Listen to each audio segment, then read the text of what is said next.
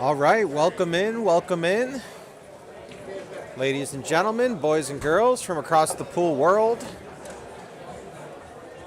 We're back again with another exciting Bison Billiards stream here on a Tuesday night. We have two great matches for you. First up, Steve Zajac sitting in the number 17 spot, taking on Larry Stopper in the number 18 spot. So it's Larry challenging Steve for that 17 spot. They are doing a race to 7 and 9 ball.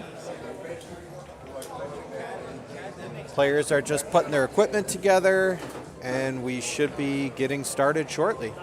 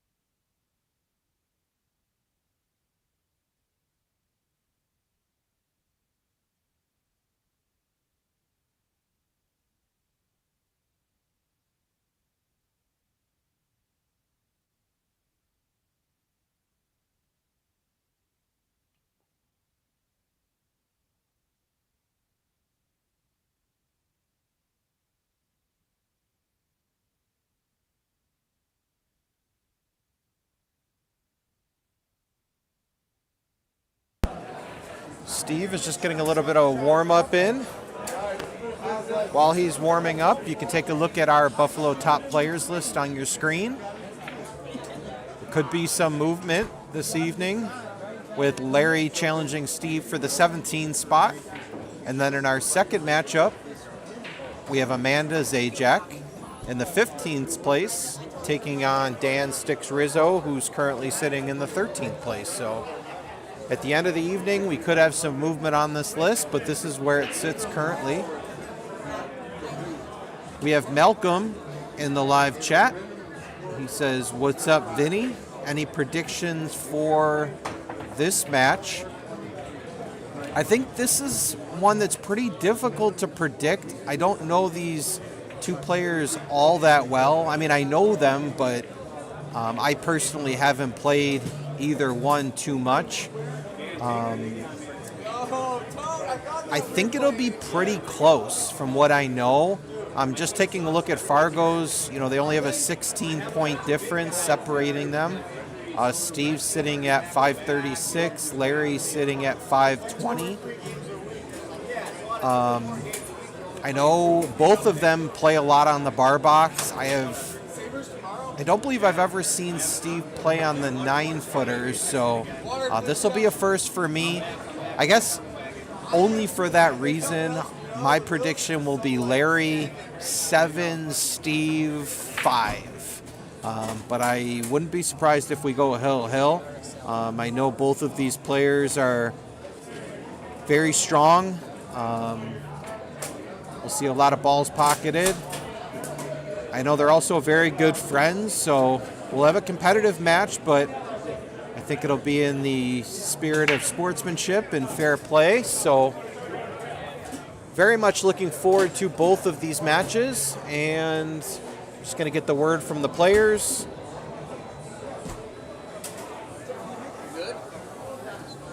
All right, I just got the thumbs up from Larry that they are ready to go, so we'll be lagging for the opening break. They are playing 9-ball, standard Texas Express rules. The 9-ball will not count on the break.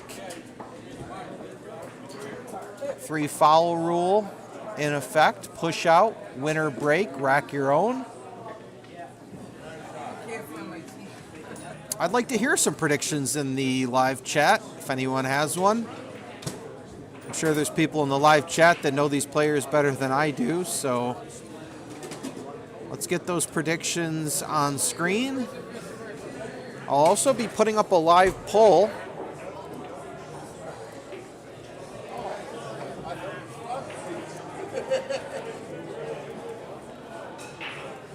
And we'll see who has the advantage in the poll. So it'll be pretty simple. Who will win this match? And we'll put Steve first as he's sitting in the 17 spot. And we'll put Larry second, who sits in the 18 spot. So I'm going to start that poll now. Get your votes in there. All right, right off the bat, we got Steve with the first vote at 100%. Okay, Larry with the second vote. We have Karen in the live chat. She says, go Steve. Nice to see Steve's fans, family, friends in the live chat. We appreciate the engagement. We appreciate you being here with us. If you enjoy what you see, enjoy what you hear, make sure you like the video. You subscribe to the Bison Billiards YouTube channel. We're trying to build that up. And turn on your notifications. We go live every Monday night and then occasionally on other nights. So, for example, tonight we're live. We were live last Friday night. So turn on your notifications. That way you'll never miss a match. All right. Steve breaking off from his right, our left. Okay, they are playing 10 ball. That's a change. I was told they were playing 9 ball, so we'll have to get that updated.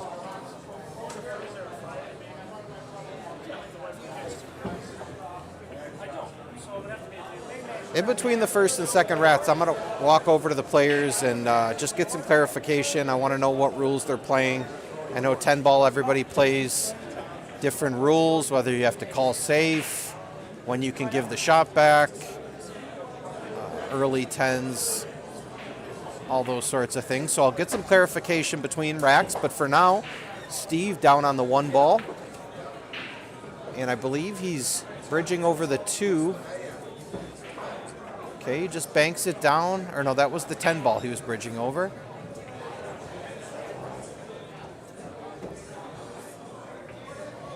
Now, I'm not looking at the table live. I'm watching on a monitor, so sometimes the angles are a little bit difficult to see, but it appears he has at least an edge of this 1 ball.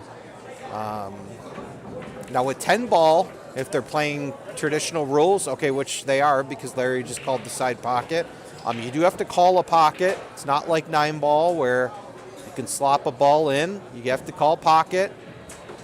And I believe they're probably playing the tournament rules, which are if you intend to make a ball and another ball goes in unintentionally, the incoming player has the option to give it back if he's hooked. Steve might have hooked himself here. It doesn't appear he can get by the 6. That's wild.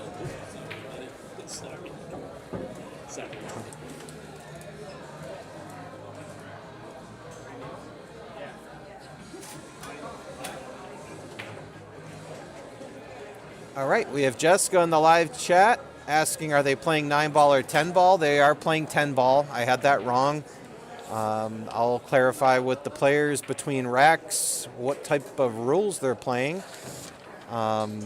Jay Reed, they are playing call shot because I saw Larry call the side pocket on that 1 ball that he was kicking at. So they are playing call shot, but I'm not sure about the other rules. I'll check it out in between racks. Larry kicking at this 3 ball. I'm assuming he called it in the corner. Didn't want to break up that 7-9. But he comes out okay.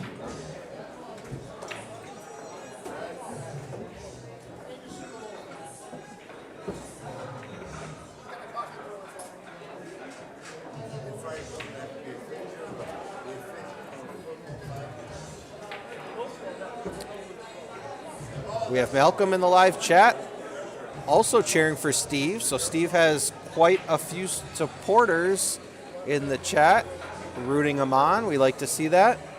I'm an unbiased commentator, so I just want to see a good match, which I think we will with these 2 players. Really nice straight stroke there by Steve. Powers that 4 ball in, gets good on the combo. Just gonna have to cut it a little bit. Keeps the 5 ball there. Now the tricky thing here is how he's gonna get on that 7 ball. Or really even the 6. With where he is now, he doesn't have any angle. He could maybe try to draw behind the 6 and play the 6 in the same pocket, but man, that's a difficult shot, especially left-handed. That's what he does, and he hits it really well. Could have actually played the 10 on that shot, the way he drew that. Wow. So we learned that Steve can play left-handed. Wasn't aware of that. All right, let's see what he chooses to do here. Maybe a safety shot. Nope, he goes for it. And he gets about as good as he can get, but I don't know if the cue ball sneaks past that 9. If it does, he's going to have to hit this really, really well to avoid the foul.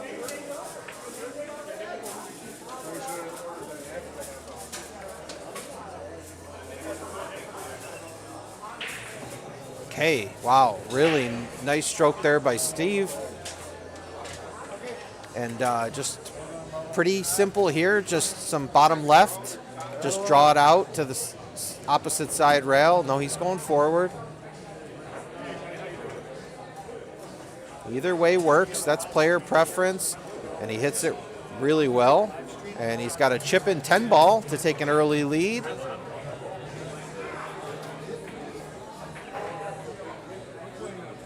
Just some top there, and pockets the 10 ball, and a really nice out there by Steve Zajac. Nothing easy there with that 7 ball tied up with the 9, but played a really great shot on that 5 ball to get on the 6 to the 7, and then once he made the 7, it was smooth sailing, 9-10. So Steve Zajac takes a 1-0 lead. We are racing to 7.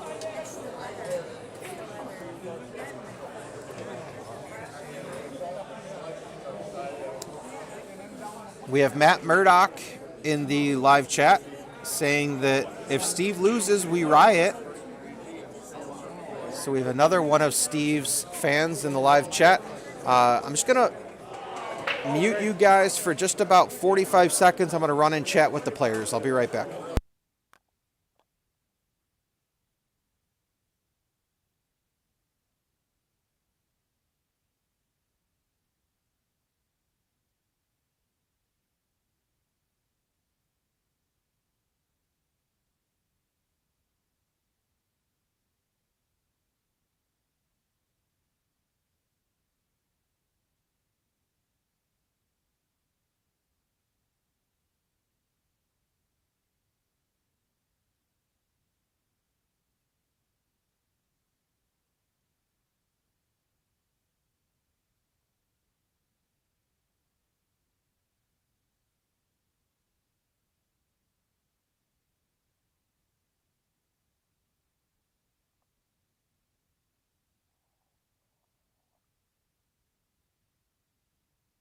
All right, we are back. I just spoke to Larry and Steve.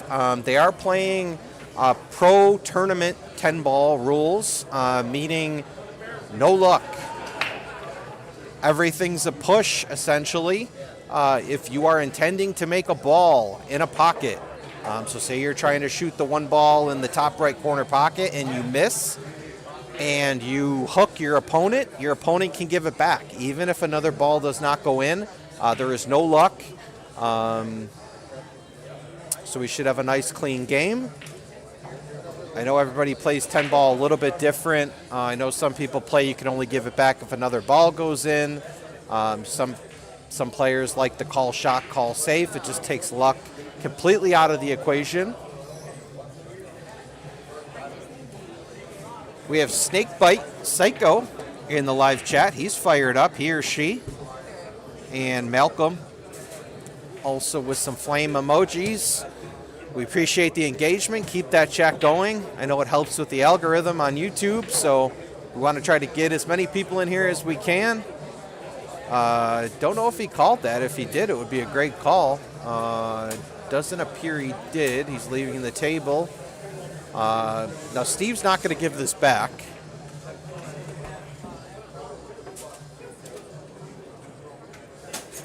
all the balls wide open. Very, very enticing for Steve to take on this one ball, and runs into the 5. I think he'll be okay.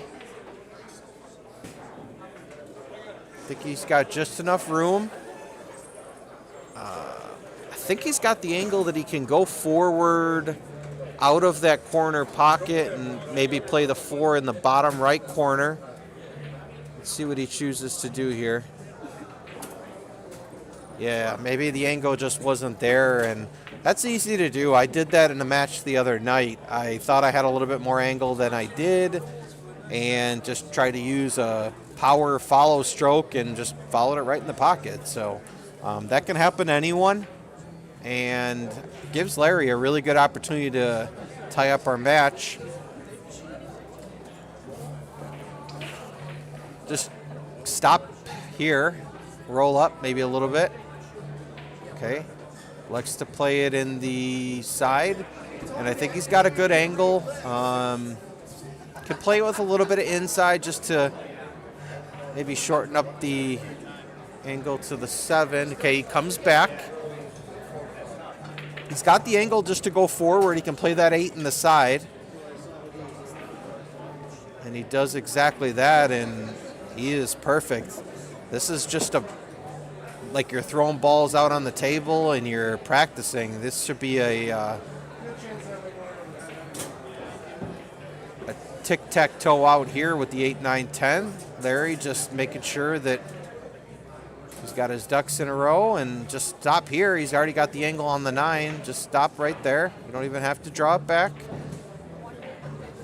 And now this is one I would like to come to that second rail. I wouldn't try to just get perfect, somewhere near the spot. I'm coming, letting my stroke out a little bit, and okay, he chooses to do that, which is fine. And Larry Stopper ties our matchup at 1, so pretty quick first 2 racks. Both players seem in stroke. They seem comfortable, which we like to see.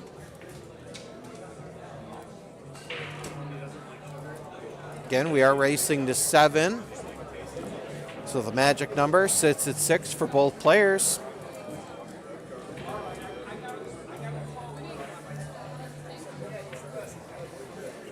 We are coming to you from Bison Billiards. If you're not familiar with Bison Billiards, maybe you're not local, you're joining us from somewhere else around the country or around the world. Just to let you know, we are located in Clarence, New York, which is about 20 minutes outside of Buffalo, New York. The premier pool hall in Western New York. And this stream is relatively new. We started it about a month and a half ago. We're just building it up. And we've started a Buffalo top players list where players can challenge for spots. They can challenge up to 2 spots ahead. If you win, you take that spot, and the higher player would drop down. The match that you're watching currently is the number 17 and number 18 players on that list. It's a top 20 list. So Larry has a chance to move up 1 spot.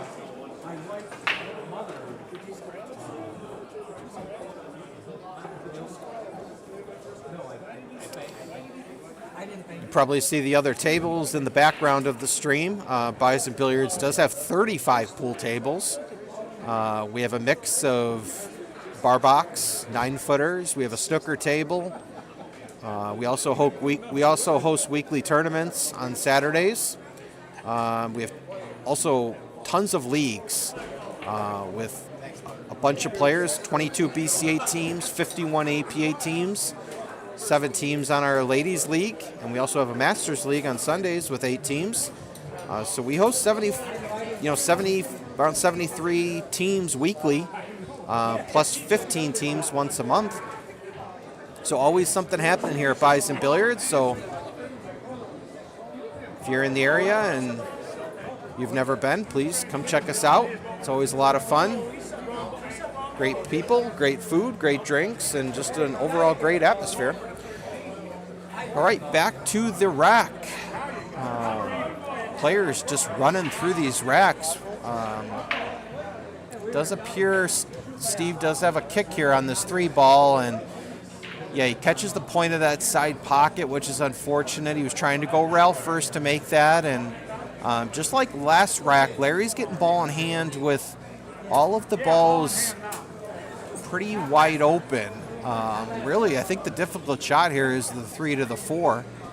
A couple different ways you can play this. I mean, you could just probably just draw it right down. With that 7-9, I don't know if I'd play it. I don't know if I'd play it off a couple rails. Just have to be careful. I don't know if he's trying to split them or what he's looking to do here. Okay, yeah, that's the problem, but he's still okay. He hits the 7 and leaves himself a little steep on this 4-ball, but he could try to run into the 9. That would probably be the play. Overcuts the 4. He might get lucky behind that 8. All right, now Steve can give this back, I believe, based on the rules.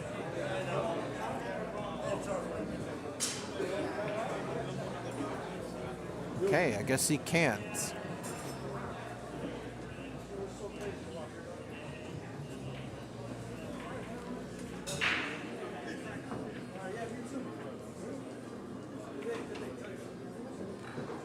And we just have a bunch of hearts dropping into the live chat for Steve from Kara, Snakebite, Matt Murdoch, Malcolm. We appreciate all the love, and I'm sure Steve does as well when I communicated to him that he has a ton of backing in the live chat.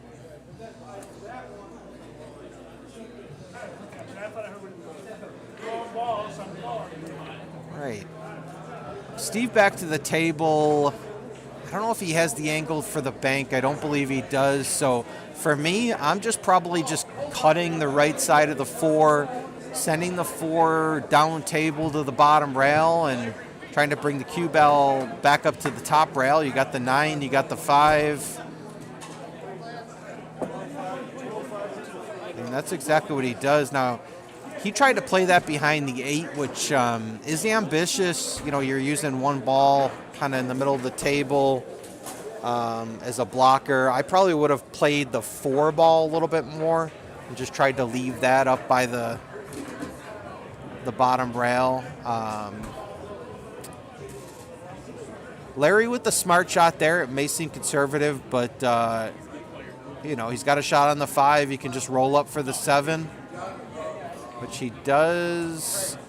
Oh, but he unfortunately misses the 5, and Steve's going to come back to the table. Okay, I have my nephew and godson, Simon, in the live chat. He's also a Steve fan, so, man, the Steve fans are just coming out of the woodwork tonight.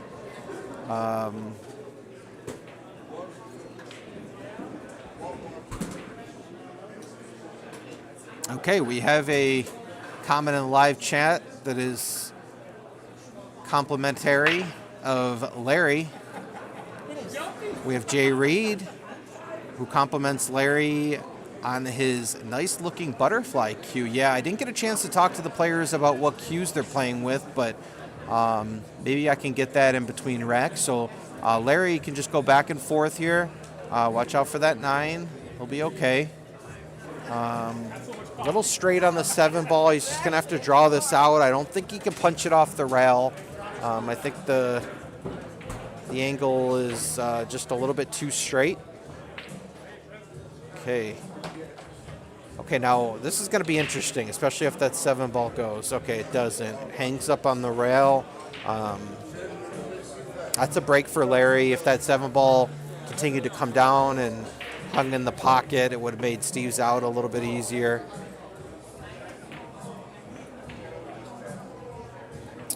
We have a message that was retracted by Matt Murdoch. He got a little shy in the chat. He doesn't want people to know what he said. That's okay, Matt. We appreciate you being here. I think he was playing for that 10, maybe a two-way, and he gets him. Wow. Larry just drops his head in disbelief with that shot. Again, it's tough with 10 ball because they're playing call shot. I can't hear them communicating at the table, so I'm not sure what the call was. But Larry is going to have to hit this 7 ball because if he doesn't, I think Steve's going to be up 2-1.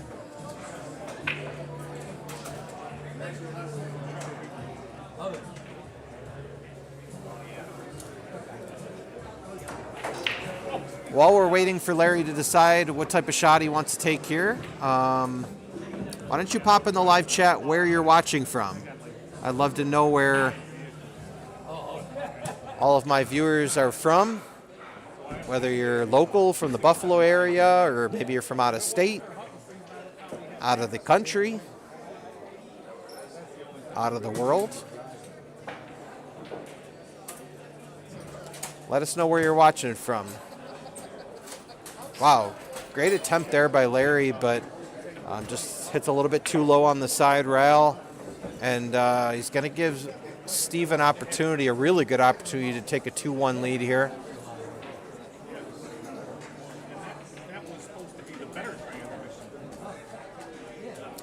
We have Karen watching from Lakeview, New York. Thank you.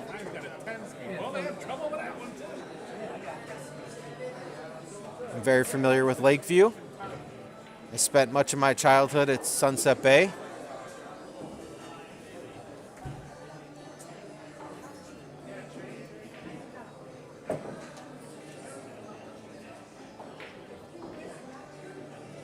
Orchard Park for Scott. Steve is a coworker of mine, great dude, so I had to show some support. Thank you, Scott. Thanks for joining. Steve is definitely a great dude. And his significant other is going to be playing in our second match. So we'll be seeing both Zajacs this evening. Steve down on this 8 ball. I think he could just come across for the 9. Okay. Plays it 2 rails really nicely for the 9 in the side. And now if he's got too much angle, he's okay. Looks like he can just come down to the bottom rail and still play the 10 in the left side. If not, he can just roll it. It's tough to see what type of angle he has. Or he can try to, okay, he does what I said. He comes off the bottom rail, but just over rolls it. Still has a cut on this 10 into that side pocket.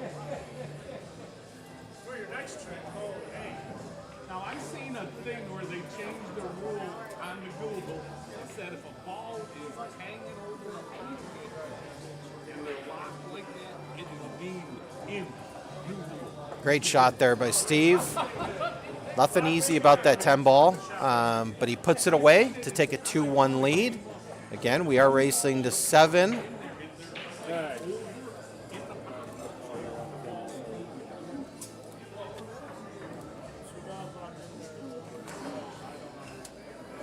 All right, we have Matt Murdoch checking in from the Windy City, or as he says, the greatest city on earth, Chicago, Illinois. Jay Reed in Westfield. That's an area I'm not too familiar with. Malcolm in Rochester. And Logan, a.k.a. my nephew / godson Simon, is watching from his home in Amherst, New York, Snyder area. Emma Kakanovich, my dear wife, is watching from my spot on the couch. Scoot over. Even though I'm not home, I like that area reserved. We have our places on the couch. Even if I'm not home, I feel like we should, respect our areas. Karen is just a huge Steve fan. Again, with the Steve. And we have Jessica and Brad. Okay, well, Jessica's checking in from Alden. Brad says he's also checking in from my couch. Ouch. Black Friday is going to be fucked up. Jay Reed, home of Welch's, down near the PA border. Okay. Yeah, Brad, that was a little bit of a low blow, but I'll take it.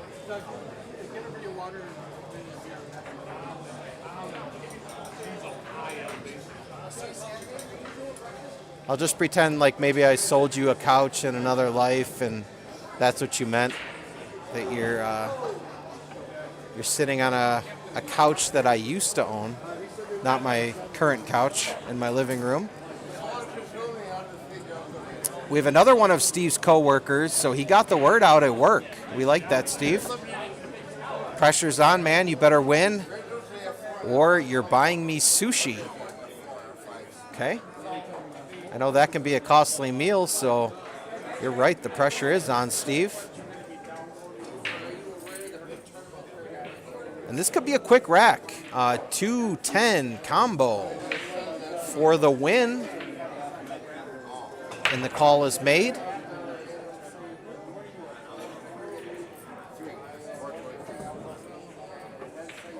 Oh, and he rattles it.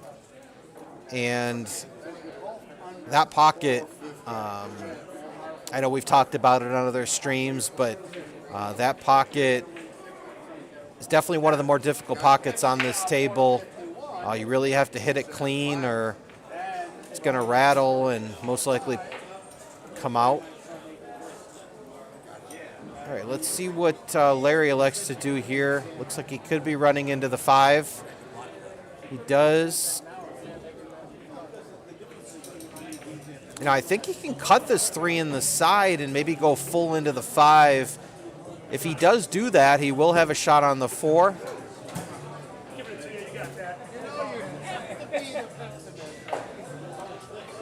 Okay, he tries to draw it out. Wow, and he does do a great job. Draws it down to the bottom rail and spins it out for the 4. And he's got the angle where he's going to the right side of the 5. He's got a pretty small window to get position here with where that 8 ball is.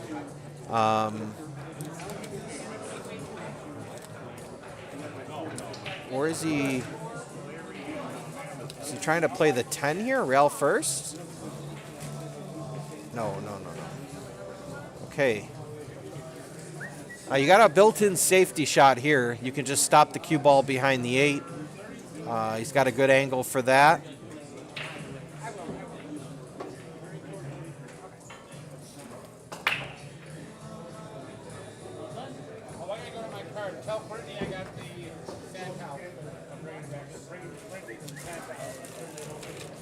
We have Valerie, another supporter of Steve, in the live chat. Wow, great shot there. Did he make that call? He must have. And I hope he has a shot on the 6 because that was too good of a shot to not get some love. So hopefully he does have a shot on the 6, and if he does, he can just roll it in. Definitely not a bargain here. He's got to hit this good. Does roll it, and yeah, just undercuts it a bit. Now, I think Steve can come just off the top rail and back out, or he can maybe try to spin this 2 rails. We'll see how he plays this. Valerie says Ma and Pa are watching. Go Steve.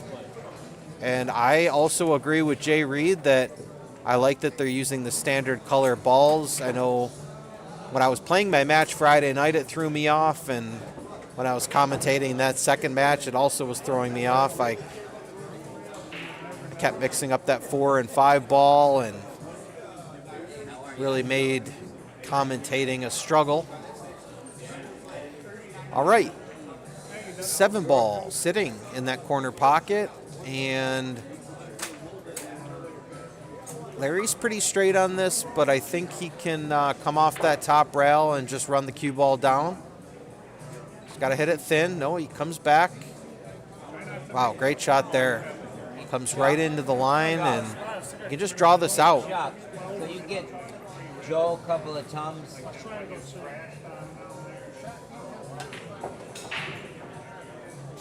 He's got the good angle on this 8-ball. He can just draw it out, play the 9 in the bottom right corner. Okay, elects to follow it. Not a bad option there. Preserves the angle to just come across for the 10-ball. And really, this 9-ball is the 10-ball. If you make this 9-ball, the 10-ball is a chip in, and we're going to have a tie match at 2. Let's see if Larry can gather himself here and make this 9-ball. And he does. Great shot there by Larry Stopper. And this 10-ball is a certainty. Even in that pocket. And great job to Larry Stopper. He ties our match at 2. Whoops, I gave him an extra game. It is 2-2.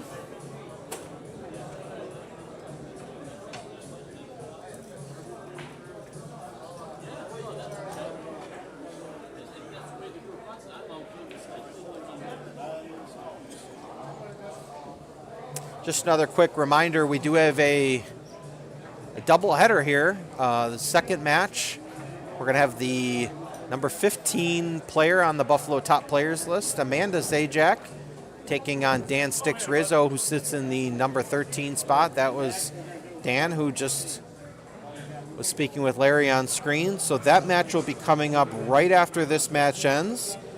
So stick around and continue to take part in the fun.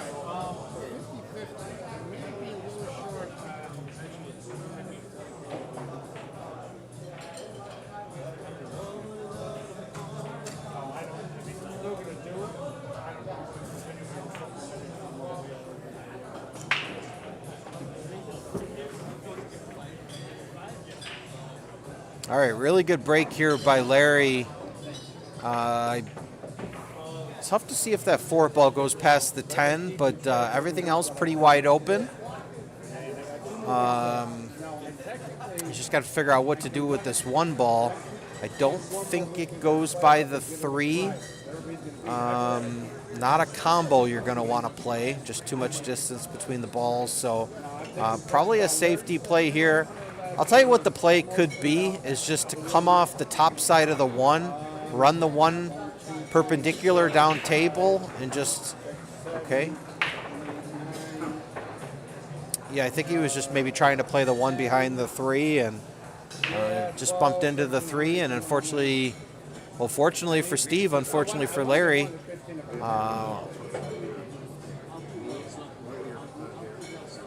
this 1 should be pocketed here. And the 3-ball sitting right there. Okay, no.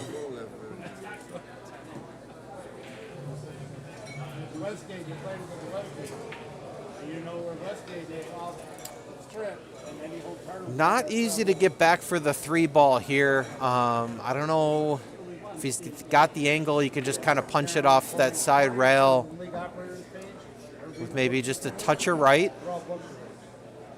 You want to make sure you preserve an angle on the 3. If you get too straight, it's going to be very difficult to get down table for that 4.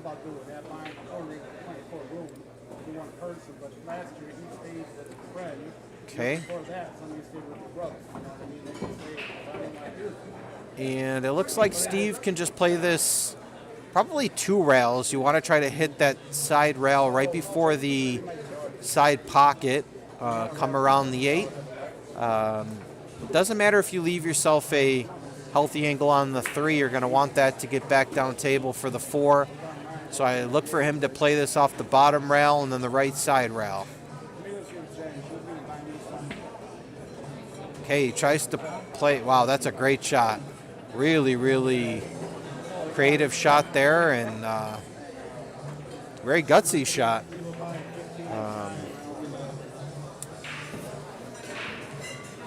but he does get a little bit straight on the 3, so he might just roll up and take his medicine on this 4 ball.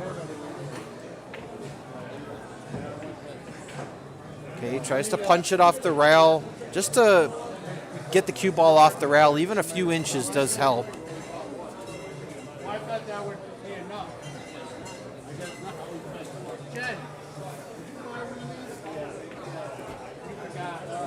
Taking a look at that 4 ball to see if it passes the 10. I'm not looking at the table live, so I'm not 100% sure.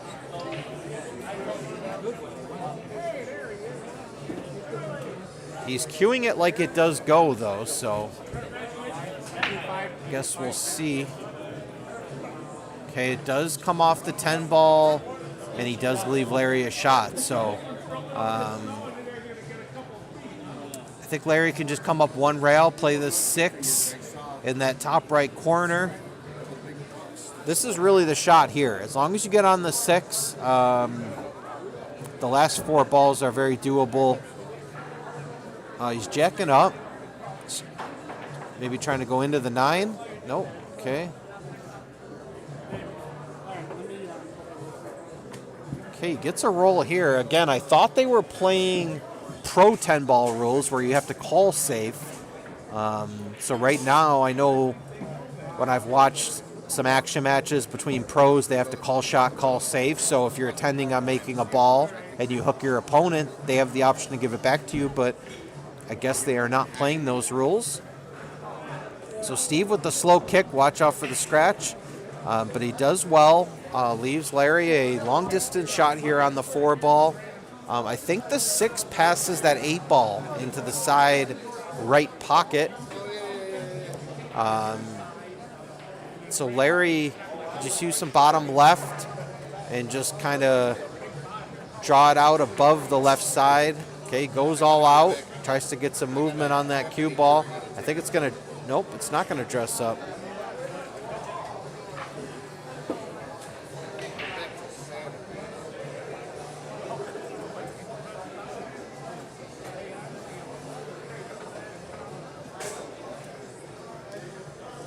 All right, so a lot of safety options here.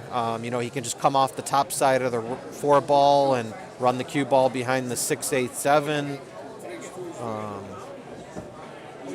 Okay, the one thing I've noticed about Steve is he tries to play those 1 ball safety shots. He had the 9 ball there, so he tried to run the cue ball behind the 9 and hook him on the 4. Those are okay. I think with that shot there, with those 3 balls sitting in the middle of the table, a better option might have been coming off the top side of the 4 ball and running the cue ball up table. But to each his own. I know different players have different preferences. Great shot there by Larry. Is he going to get a nice little bump off the 9? He is. Wrong angle on the 7, but you can definitely just pop this out. Yep. And I think he can just stop right there. I think he's flat enough on this 7 ball. He can just stop right there, and then he'll have a nice angle to play the 8 ball off the right side rail. Does. Make sure he's not cueing over the 9 ball. And this is, again, his player preference. He can just punch it off that rail, or he could have come back and forth. I liked the way he played it. That's how I would have played it. Just a little bit of a kill stroke on that 8 ball. 9 ball, just roll it down. And he does. And Larry Stopper, after finding himself down 2-1, is going to run off 2 in a row and take a 3-2 lead. I believe it is Steve Zajac's first time on stream. Larry has played on stream at least once since we started. So, that could come into play in this match.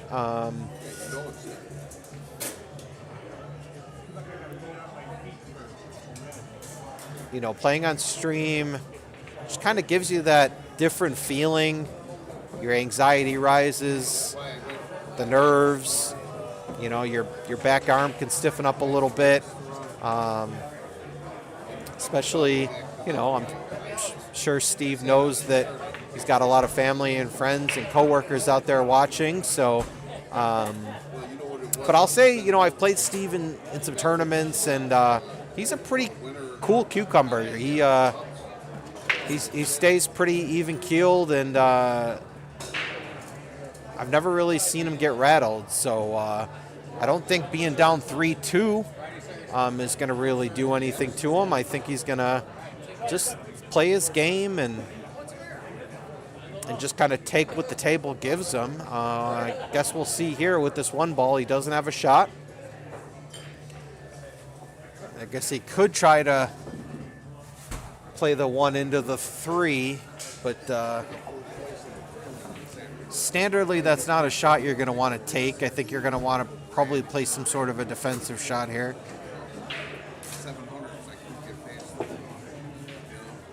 Oh, okay, that one went in the side. Wow, that's where the monitor is a little bit deceiving. From my vantage point, it didn't look like the one went in the side, and it doesn't look like he's hooked by the point, so just going to have to come between that 7-8. Okay, he goes into the 8. That's okay. And again, this is where that kill stroke comes into play. You know, just some bottom right, and you want to just sort of a drag draw. Nope, he's going forward with some left. Yeah, when you're putting inside English on a shot like that, especially with that much distance, it just makes it extremely difficult. You know, you're very likely to do what he did just there and overcut the ball. I believe Larry can see all of this 3 ball. He's just gonna. Okay, so he hit the 3 ball pretty full, and he was hoping to use some right English to spin that cue ball behind the 8 or the 4. I think he maybe wanted to hit more to the right side of the 3 ball. If he had it, he may not have had it. This is just a stop shot. Brings it back 2 to 3 inches, even better. And I think he can draw above the 6. Come off that side rail for the 5 in the top left corner. Really, he's got to put a good stroke on this. He did put a good stroke on it. He stayed down, but just missed the shot.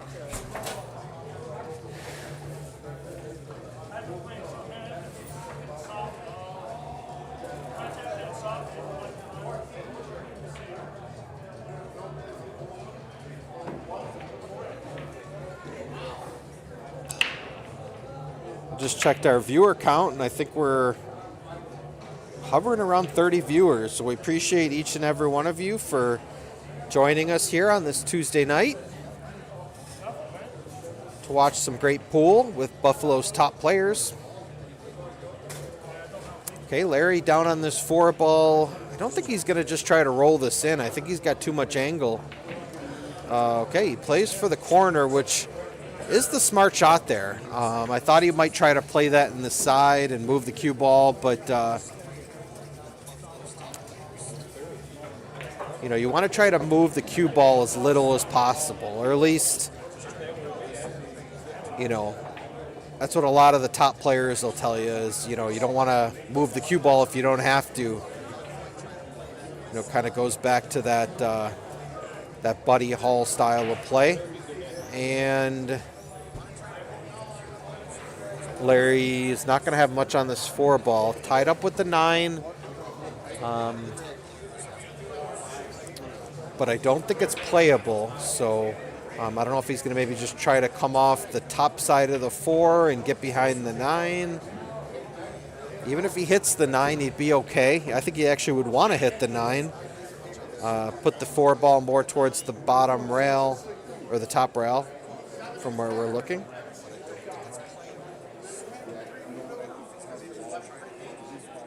Okay, he does that. Just catches the 4 maybe a little bit too full, but I think Steve might have a problem with that 6-7. I don't know if the 6... Oh boy, I just said 6-7. If my nephews are still tuning in, I'm sure I'm going to hear something about that.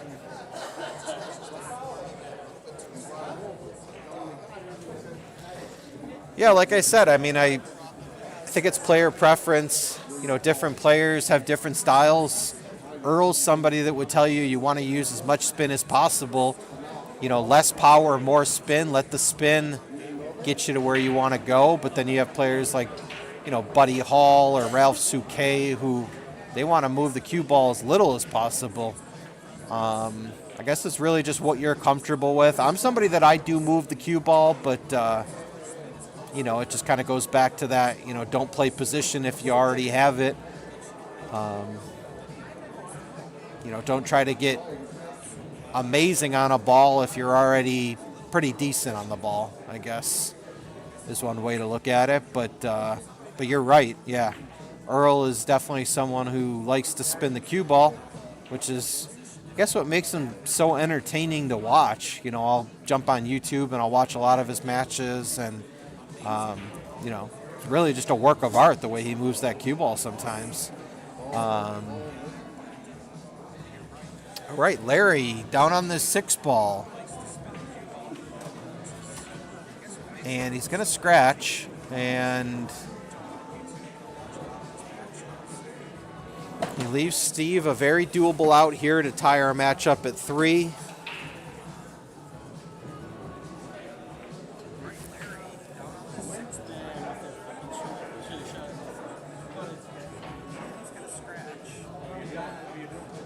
I think you could just play this to get the inside angle on that 7 ball and then maybe come behind the 8 and play the 8 in that bottom right corner. That's how I would play it, just based on how low that 7 ball is. I don't think you want to try to come 1 rail off that left side rail above the 10. I think you want to come around the 8. He played it the opposite way.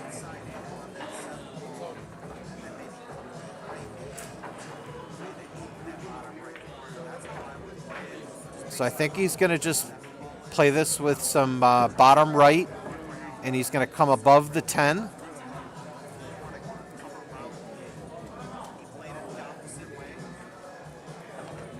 And he gets good. The cue ball is definitely going to be moving on this shot. With where the 9 ball is, he's going to have to play it off both side rails. He played a similar shot earlier. So he's going to play this with some bottom left. He's going to want to maybe hit that diamond, about that 3rd diamond on the right side rail. Okay, didn't hit it with enough space. I think he might have spun it a little bit too much. I don't know if he would have got there for the 9. Nothing easy here for Larry, but if he plays this rail first, he's going to have a shot on the 9.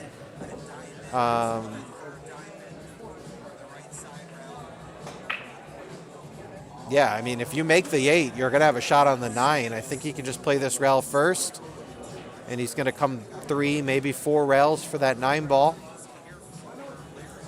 If you count the rail he's hitting first. Efren definitely moves the cue ball too, for sure.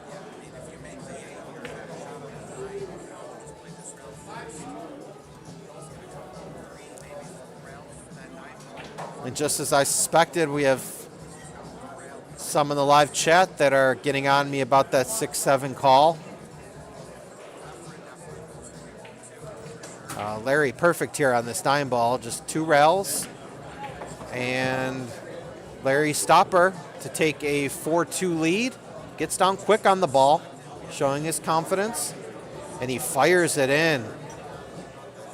Great shot there by Larry Stopper, moving his coin. And his magic number is 3, ladies and gentlemen, boys and girls. That will get him to 7. And we are racing to 7.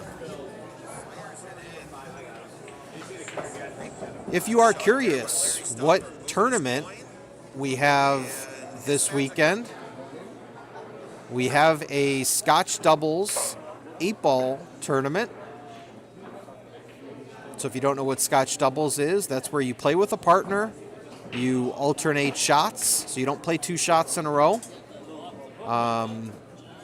There is a max skill level. It's double elimination. The entry fee is $50 per team. The max skill level is 12, which means if you're a 6, you can play with another 6. If you're a 7, you can play with a 5, or any combination thereof. If you are a lower skill level, you'll probably be getting a handicap against the higher skill level teams. They are capping the tournament at 16 teams. Sorry. Doors open at 11. We are going to start the tournament at noon, and it's BC8 rules.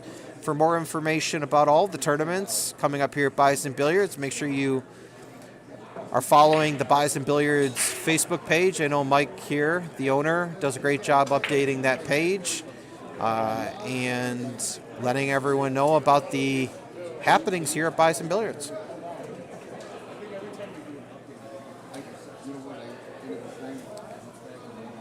All right, Larry, down on that 1 ball, just overcuts it, but he's going to get the cue ball behind the 10. Not sure if Steve can clip off the right side of it. From my angle, he cannot, so he's going to have to come off a rail, or does he have the short stick out? I can't tell. Okay. He is breaking down his cue, so he is going with a jump cue. And he's trying to pop over this 10 ball and probably come off the bottom side of the 1 ball. That's going to give him some separation. It does that perfectly. Exactly what I said. You want to come off that bottom side of the 1 with all those blockers down here. I mean, you have 6 balls between the 6, 2, 7, 3, 10, 8. You know, there was almost no way to not get safe there if you hit the 1 ball in the right place, which he did. So now he leaves Larry in a tough spot. Larry, I think, can probably curve the ball around that 10.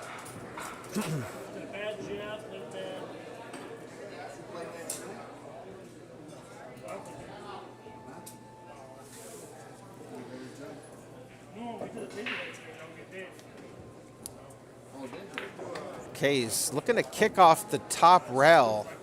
This is going to be difficult. He's going to have to come behind the 4. Okay, he runs into the 4. Some congestion, but definitely an out here that I know Steve is capable of, so I know all his fans and supporters in the live chat are hoping he gets out here and tightens up the match a bit. We're sitting at 4-2. Larry in our race to 7.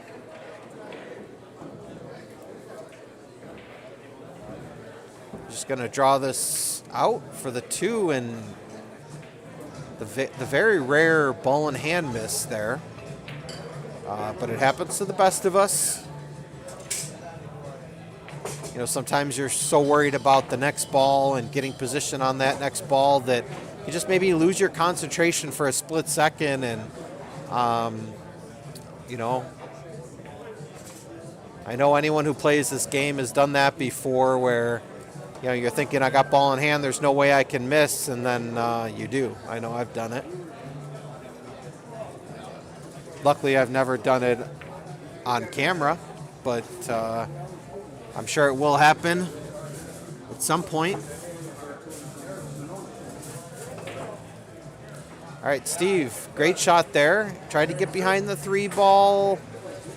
Okay, I thought maybe he'd be able to use the 9, but the 2 ball pops out, and he is dead straight. So this is going to be a display of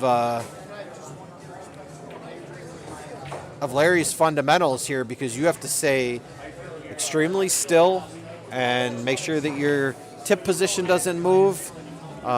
He does draw the cue ball back, but he's going to draw it right in that left side pocket, and that's going to give Steve ball in hand, which this is a good ball to have ball in hand on, because the 2 to the 3 is not easy. We'll see if he plays for that 3-6 combo.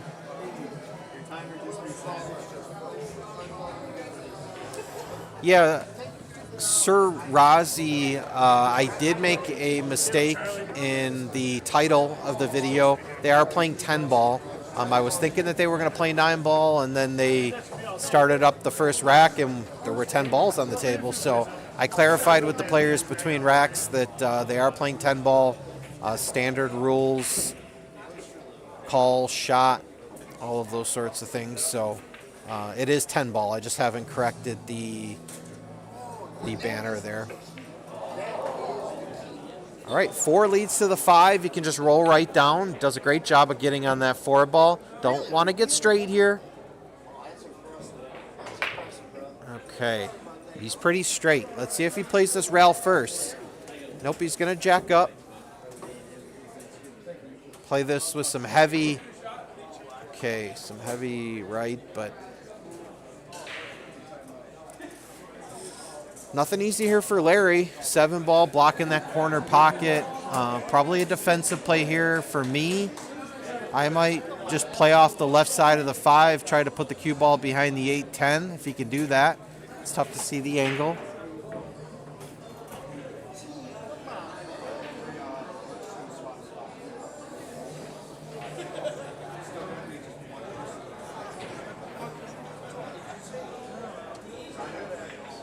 Okay, it looks like Larry was going for the combo there and didn't want that 5 ball to bump that 10 ball, because I think now it leaves Steve a shot.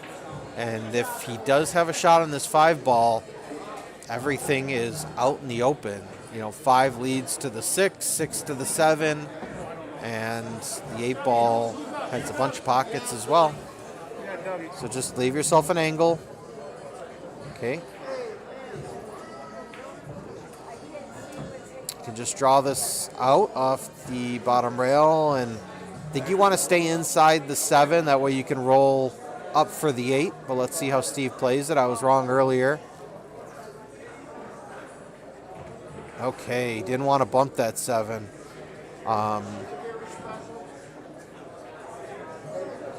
He does have a pretty simple safe here, though. Just, again, what he's doing is just clipping off that 7 ball, putting it on the rail, and just trying to get behind the 8-10.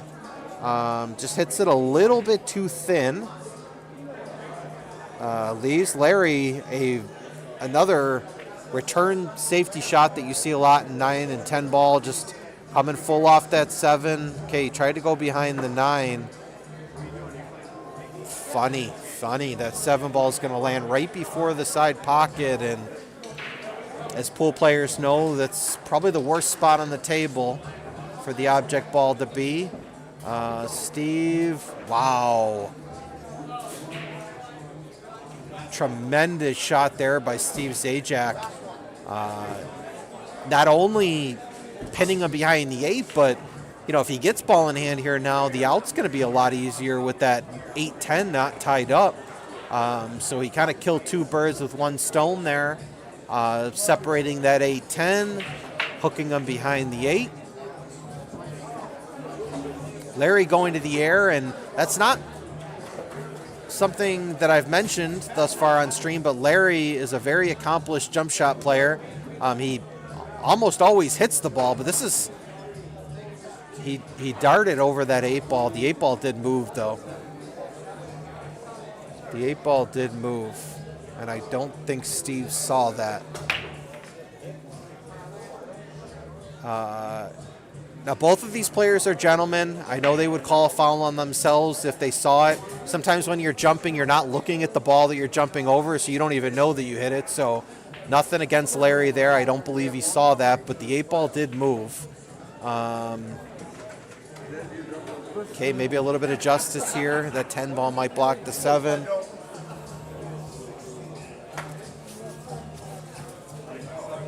If not, Larry's sitting in a really good spot here. What do you think, Chad? I don't know if you were watching that jump shot by Larry. Do you think it hit the 8? Or maybe my eyes are going. It did look like the 8 was clipped. Looked like it moved up maybe about a quarter of a roll. Okay, he misses that shot in the side, and he's going to leave Steve a little tricky. He can cut this in the side. Looks like it's tracking towards the corner.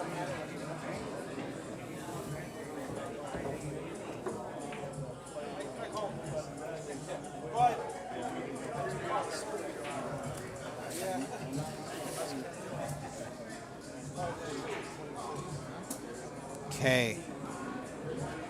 And I think he was a little bit nervous about that scratch in the corner pocket. Maybe that altered the shot a little bit. Now it looks like Larry can just play this 2 rails. He can make the 8 in the side, come off the side rail, down at the bottom rail, and come above the 9. He's jacking up. I don't think he needs to do this.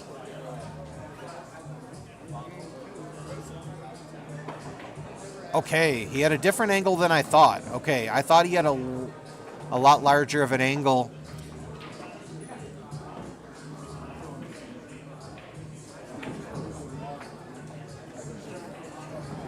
And he's just going to roll this up for the 10 ball in the left corner.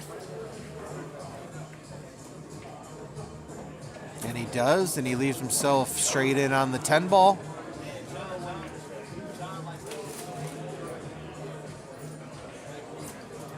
And Larry Stopper expands his lead to 3, going up 5-2 in a race to 7. We have Rack Attack 420 in the live chat asking top players with a 500 Fargo. So I got a couple of responses to that. I'll say that I feel like sometimes Fargo isn't the most accurate. You know, you really have to be playing in a lot of tournaments that are reported to Fargo. You know, I think both of these players don't have a super high robustness. I think that they both play a little bit higher than that 536 and 520 Fargo would tell you. The other thing is it's a top 20 list. You know, not every player chose to be on the list. We kind of ranked it by Fargo. And, you know, there's just some players that maybe aren't here enough to play these challenge matches. You know, I know there's some players that, you know, I would say Bison's their home pool hall, but they don't live super close to Bison where they're going to want to come in here, you know, every week or every couple weeks to play a challenge match. So, you know, it's a top 20 list. We say it's Buffalo's top players, and all of these players have an opportunity to show what they have. But again, I think the Fargos might not be the most accurate depiction of the type of players that we're watching. So that would be my response to that question.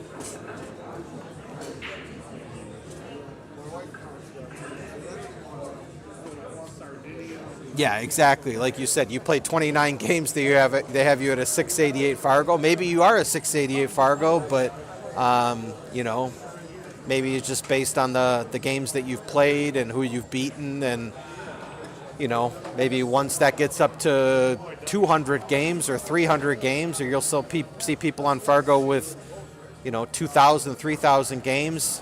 Then I think your Fargo will, you know, will probably level out, and you really get more of an accurate number. Yeah, both of these players are very strong players. Like I said earlier in the match, I think that both of them play more on the bar box than the 9-footer. Currently, we are only streaming the 9-foot main table here at Bison. But yeah, both of these players are ball makers, and they know what they're doing out there. So don't let those Fargos fool you. All right, Steve gets good on the 7. Looks like he can just come up one rail, center of the table. Wants to maybe get between the side pockets.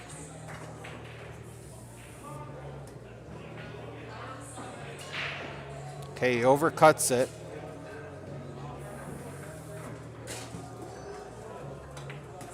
And Larry's Gonna have a tough shot on the 7 ball if he has a shot at all. I think maybe he only has the right side of the 7.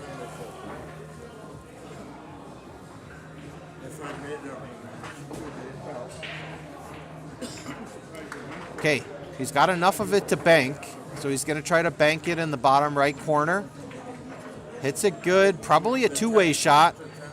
Okay, unfortunately it rubs off that 9 ball. If that 7 ball would have sat on that bottom rail, I think Larry would have been okay, but now he leaves Steve a great shot here. I think you're going to want to run this 2 rails, bottom right, so you're coming into the angle.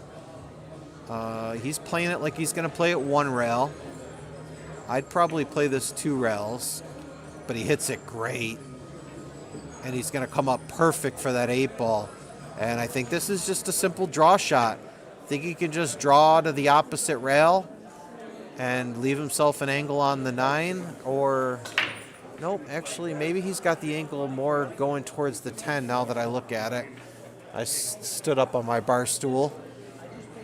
He's playing it forward, which tells you he does have that angle. And he plays the 3 rails, and he's going to get maybe 50-yard line. Nope, no. Perfect speed there by Steve Zajac, and I think he's going to come off bottom side rail.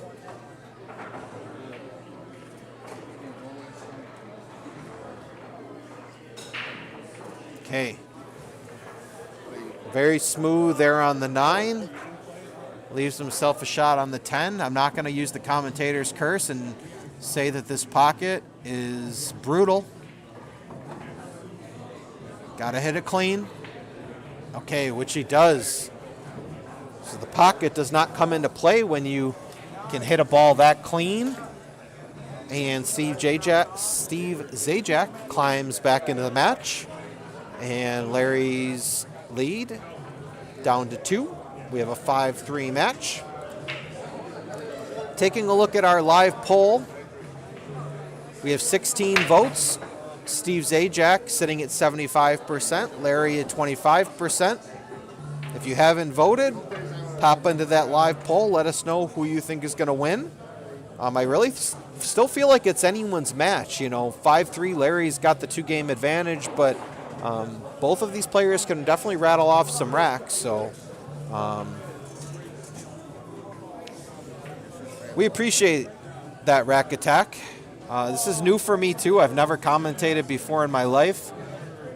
I volunteered when the pool hall said that they were going to start a stream because I love watching pool and I love talking about pool, but definitely not a polished commentator by any means. I just do my best. Some streams we do have 2 commentators, which makes things a little bit easier. I don't have to hear myself talk as much. But thank you for those kind words, and we're also hoping the stream takes off. Happy holidays.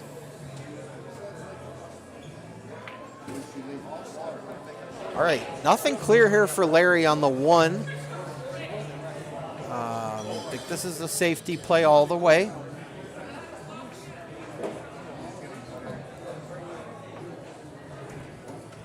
Okay. Is he going to get behind that 8 ball? Oof, close. It does leave Steve a shot on the 1, and 1 leads to the 2. Everything's open. This is a very doable out here for Steve. The 3 to the 4, probably the shot that I'm looking at is the key shot in the rack, because if you get on the 4, you got the 5 right there in the bottom right corner, and 6, 7 sitting there. So got to get good on this 3 ball. Got to get good. And leaves himself a little bit of a tough angle. Let's see what he elects to do here. Just going to try to maybe find the gap here. Or just bring it to the other side rail. Okay, he tries to go back and forth, but I don't know if he would have had the window. Another very difficult shot here by Larry, or for Larry. Very straight, no angle to get on this 4 ball. He's, Larry's somebody that he doesn't mind taking a longer shot. So that's what he was looking at. He was looking at, maybe I can just roll this in or play a stop shot, and as long as there's a window, I'll be okay. But I don't think that he has it.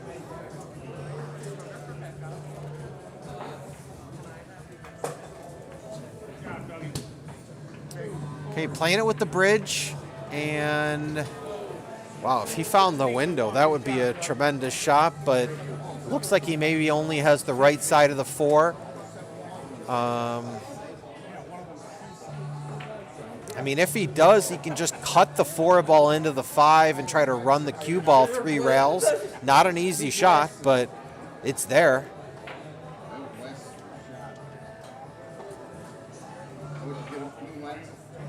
Okay. He played that the proper way with how much of the 4 he had.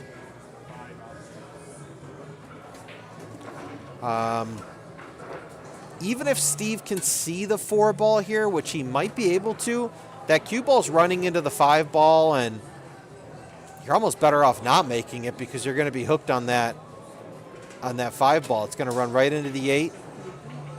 Yeah, and that's what he looked to do. He didn't even look to pot the ball, just looking to play safety all the way. And Larry could just clip off the left side of this 4 and just run the cue ball down table, try to find a blocker. Stretching out. And I don't think he hit it. Okay, and Larry calls a foul on himself. And Steve's going to look to at least get Larry on 2 fouls. It may turn into 3 fouls if he plays this one right. Just clipping off the 4. Okay. I think Larry can just play this rail first. He might make it. He does. Again, I would play safe here with those blockers, the 9, the 6, and the 7. I'd just be coming off the top side of the 5, running the 5, back up table. Yep, perfect. Absolutely perfect. I mean, you have 5 blockers sitting there. You got to use them. Steve surveying the table. I think you can kick this 2 rails just above the side pocket. He's not doing that, though.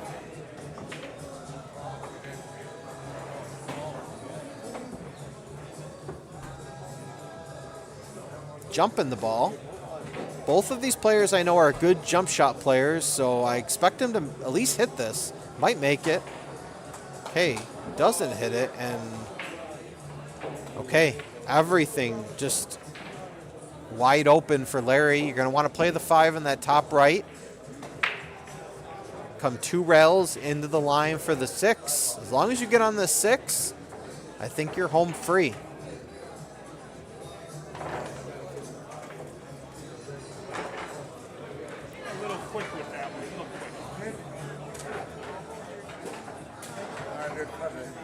Okay, he's going to just come 1 rail. Comes into it. I think he wanted to try to get below the 6.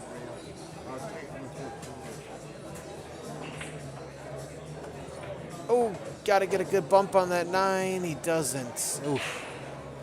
If he would have just been able to draw that out a little bit more. A little bit more left, I think he would have came fuller into that 9 ball, and but he's going to call it. He's going to try to just kick this 1 rail, and I think you want to play this with decent speed. If you don't make it, you're going to create some separation.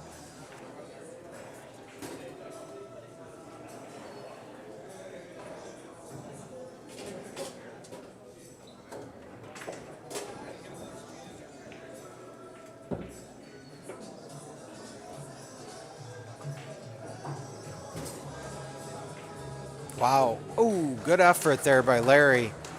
It looked good. I think Steve can cut this in the side. Just play this with some bottom right. Come behind the 9. Come below the 9. Okay. Okay, a steep angle here on the 8. Let's see what he chooses to do. This is not a shot you want to slow roll, so let's see if he comes up with something creative here. Okay, kills it really nicely. And he's got a great angle. I think he can just play this with follow.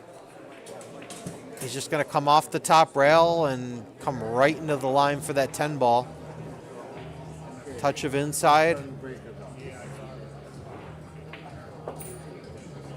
Yep. Stay down on that nicely. No body movement. And this 10 ball to cut the lead to 5-4. So we got a back and forth match here. If Steve can bury this 10 ball. And he does. 5-4. Larry stopper. 2 in a row for Steve Zajac, battling back after Larry was up 5-2. How are we feeling out in the chat world? Are we thinking this is going to be a comeback for Steve? Or do you think Larry gets the next one or the next 2? Let's get some score predictions in the live chat. And we got some fire emojis from Snakebite Psycho. I know he's pulling for Steve as well as Valerie. She says woohoo. Karen Mishka says yay. Okay, so Steve's fans come alive with Steve winning 2 in a row. Looked like Larry was going to run away with it, but we like to see this on stream. We like to see nice close matches. Good competition.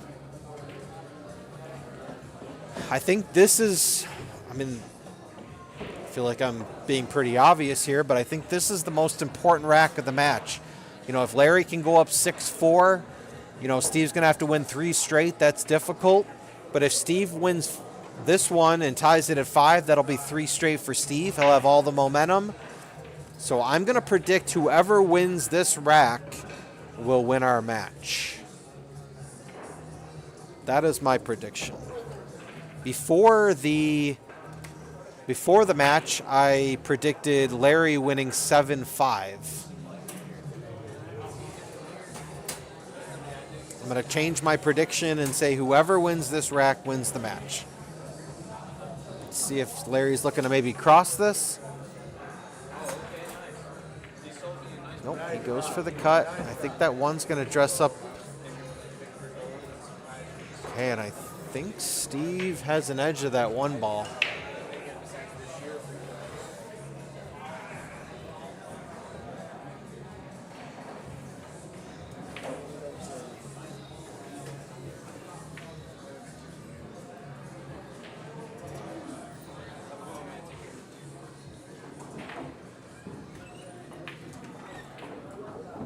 Okay. Now you play that with some force follow, and that follow just sort of caught off that rail and kind of got that kick that you'll sometimes see when you're playing those follow shots. Okay. Tries to get behind the 3-6. I don't think he does, but he ties up the 3 ball, so Larry's looking to do something with this 10 ball, which I don't blame him with where that 3 ball is.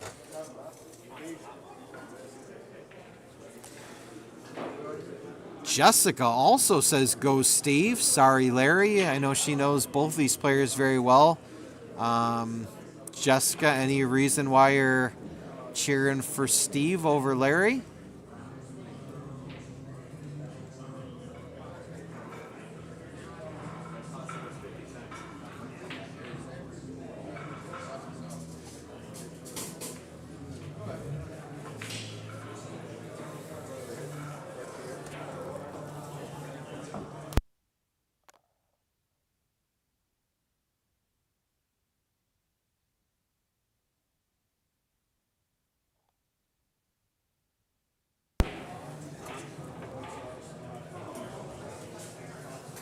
Sorry about that.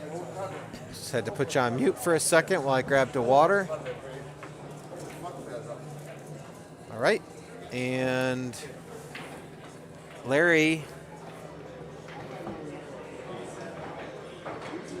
kicks into that 3 ball, but leaves it tough. Let's see if Steve goes for the bank. That cue ball is going to be flying up table, though, so he's not going to leave much on the 4.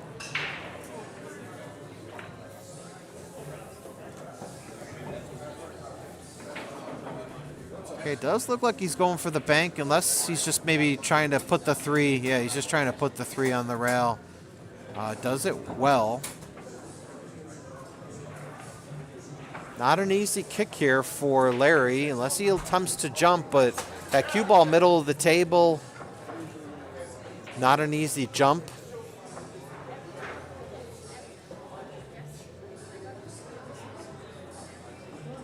Okay, so now it makes more sense. So Jessica picked Steve because Brad picked Larry. So Jessica, just being the contrarian that she is, wants to go against her other half. Plus there's some moolah on the line. Nice $5 wager.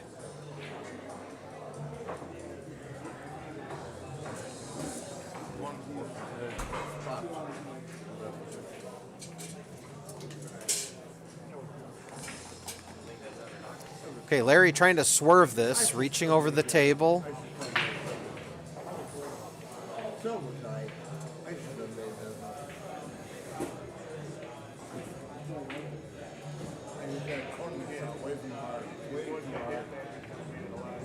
Ooh, and he does hit it. Needs that 6 ball to hit a rail, which it does. All right, Snakebite Psycho in the live chat, calling out Brad Wesley. Ask him if he wants to put $20 on Larry right now. I mean, Brad, you're getting a game. He's already up 5-4. I think that's a bet you got to take. Okay, Brad takes it. Challenge accepted.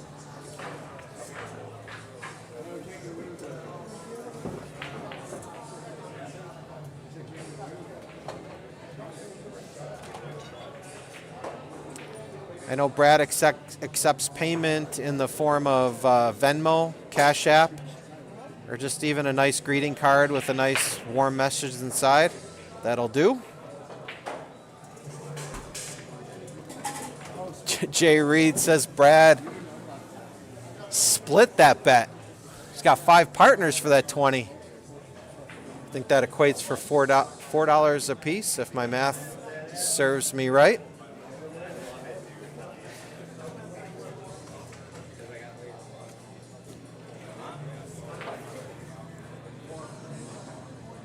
I know Brad likes to chop those bets.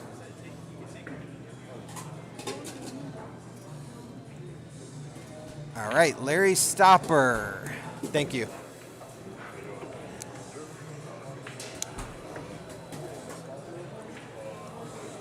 Okay, I think the stretch got him there. Firing at that 3 ball. Leaves Steve in a good position here. I think he can just draw this back.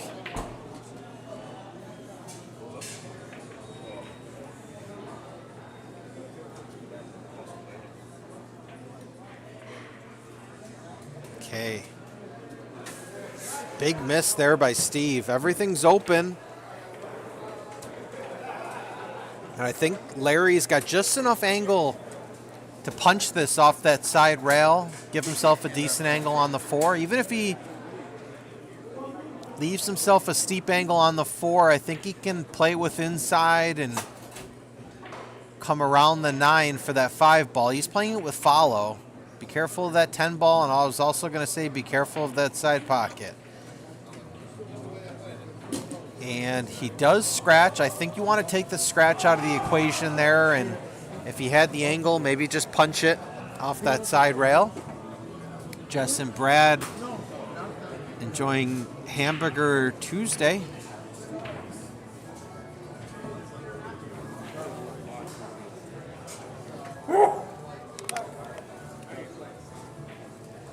All right, so I think this is a must out here for Steve. All the balls wide open. I feel like if he doesn't get out here, he may not get back to the table. Is he coming around here? I think he is. He is. I think that's the right way to play it. Going to leave himself a really nice angle here on the 5. He's going to draw it up off the left side rail, play the 6 in the side, and you just want to make sure you get there. You really can't overplay this shot. Even if you're way up at the top rail, you're okay. Okay. Looks like he almost killed that ball. Which I think you would have wanted to use the opposite English. I think you would have wanted to try to bring it way up table.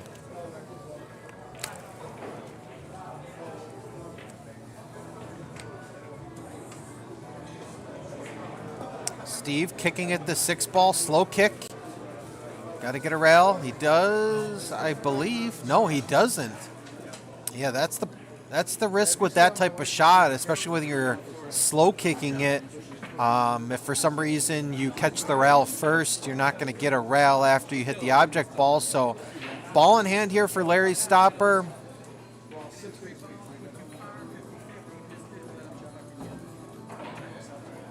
Plays that really well. Just preserve the angle on the 8. So you're going towards the 9. Okay, plays it well. And I think he can just, doesn't have to do much. Just follow this forward. Leave yourself a good angle on the 9. Okay. Okay, you're going to have to play this with some inside.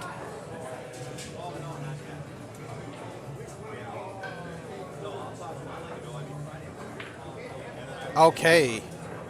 Great shot there by Larry. Instead of coming 1 rail, he came 2 rails out. And 10 ball for the 6-4 lead. And he buries it. So 6-4, Larry Stopper. He is on the hill, folks. 1 game for the victory. Let's see if the poll has moved at all.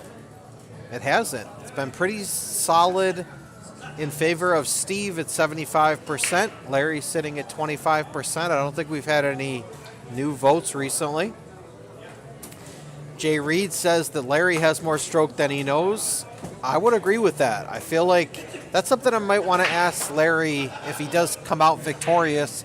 Might be something I want to ask him in the post-match interview is,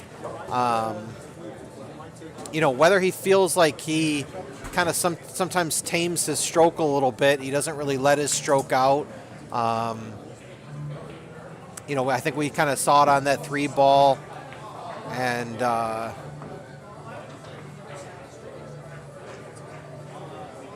I know I've seen some of the shots that he's made, not only on stream, but just watching him playing tournaments and other matches. And out of nowhere, he'll stroke a ball so well, and so he's got it in him.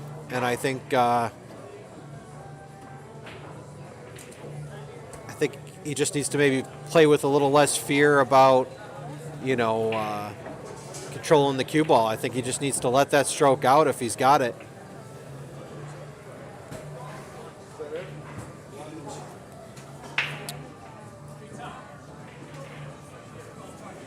If you got it, flaunt it.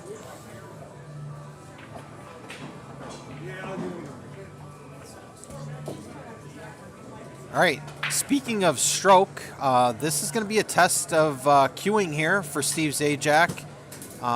He's going to have to come back for this 2 ball.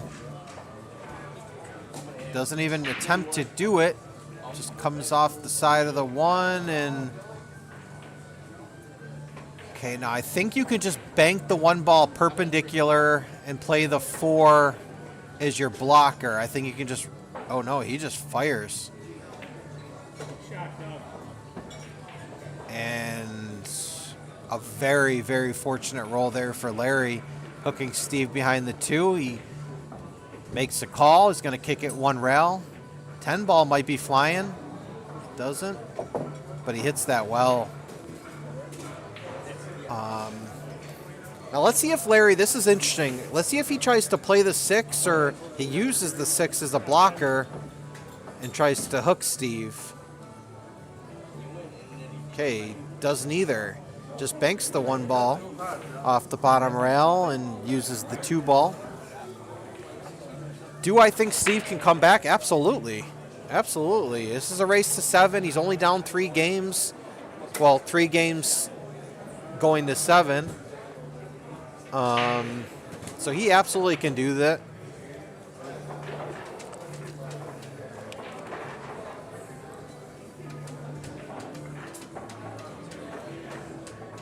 I feel like there's been some roles in this match, but as far as overall play, I feel like both players have played pretty even. Steve's had some great shots. Larry's had some great shots. I'm sure that they both have shots that they'd like back, but I feel like it's been a pretty even match. It's just, a couple timely misses or a couple timely pots, and we sit at 6-4 Larry.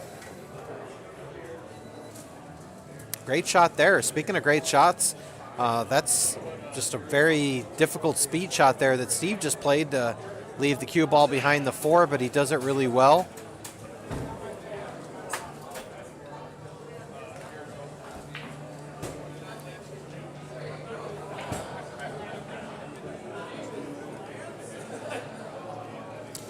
I mentioned earlier about the equipment that the players are playing with. I didn't get a chance to ask them what equipment they're playing with, but I wanted to just give a quick shout out for the Bison Billiards Pro Shop while we watch Larry attempt this jump shot.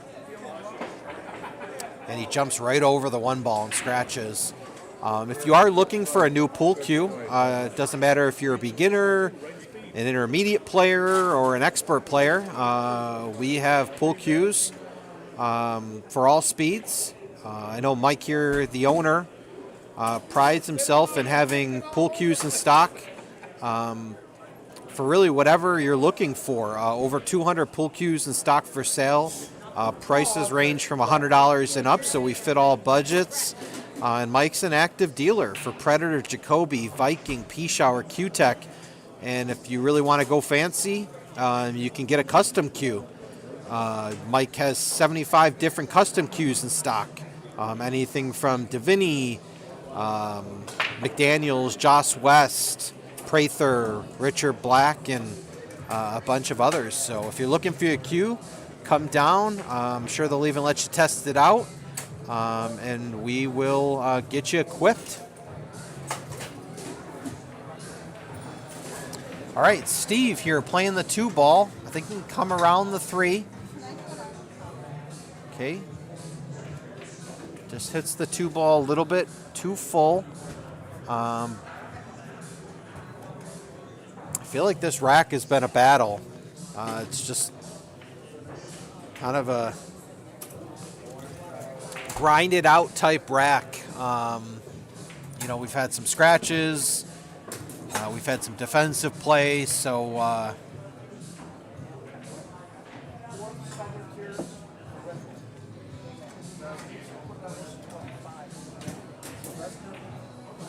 we'll see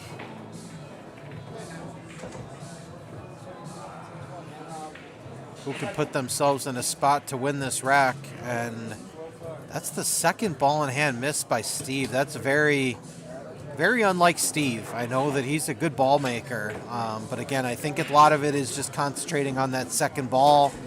I think both times they've been on shots where he's had to draw across the table and get above the object ball, the secondary object ball. So, that's just a shot that now that he knows he's missed that twice, if that shot does come up again, he's really going to want to bear down and concentrate and make sure he puts it down. Larry looking to kick, I believe. I don't think you want to jump this with that 2 ball being so close to the pocket and close to the rail. You have a tendency of jumping either the 2 ball or the cue ball off the table, which would be a foul. So I think Larry's going to try to kick here, but he's got that. I don't know. He's in that weird spot where he can't kick to the side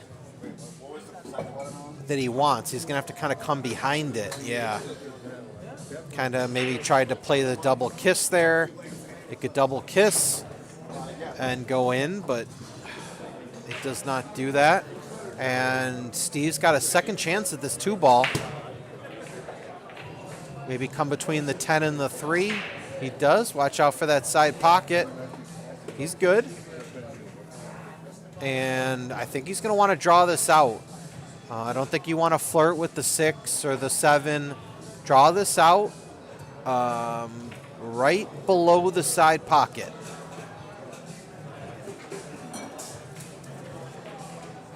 Okay, didn't get into it enough, and I think he's going to hook himself. Yeah, I think he had to dig into that cue ball a little bit more.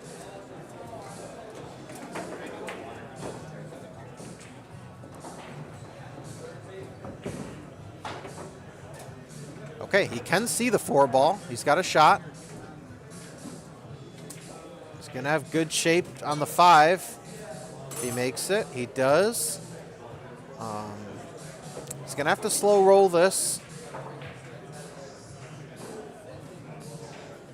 So when you're slow rolling a ball, you're going to want to play to overcut it because you're going to get that little bit of a kick.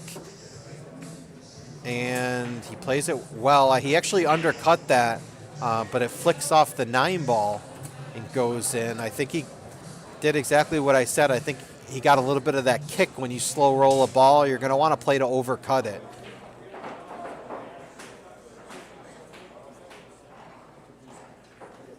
Okay, just punches out, 7-ball. Top left-hand corner, can just roll up for the 8, but you want to make sure you roll up far enough. You got to get past that left side pocket. That's going to be your target. And again, I think he was just so focused on the position. I think he took his eye off the ball, and Larry's going to have an opportunity to win this match. I think he can just play the 7, come behind the 8, play the 8 in the other side pocket, maybe check it a little bit. Or actually, no, I don't think he'll even have to check this. I think he could just play this just square based on the angle that I see. Okay, just played it with a little bit of, I think he played it with some unintended spin. Looked like he played it with some right-hand spin. Is he going to stop right there? Is he going to draw back? Larry is going to draw back. There's that stroke that Jay Reed was talking about. Lets it out. He's good on the 9-ball. I think he's got enough angle to come above the 10. Play the 10 in the other corner. Just play this with a little bit of inside. Okay, brings it out to play the 10 in the side. I'm not a fan of the side pockets, so if I have a winning 9-ball or winning 10-ball, I'm not playing it for the side pocket, but Larry disagrees, and Larry proves me wrong. He buries that 10-ball in the side pocket and takes the match, 7-4. So great job to Larry's stopper, winning our first match 7-4, and that's going to move him up. He's going to move up to the 17th spot, and Steve's going to drop down to the 18th spot. So I'm going to get that updated right now, and I'll bring it up on screen.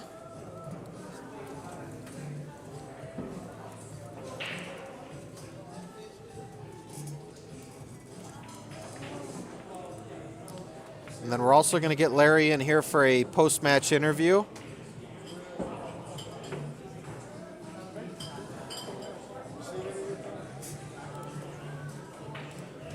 All right, so I have updated the players list. I'll bring that up while we interview Larry, and we will be right back with you.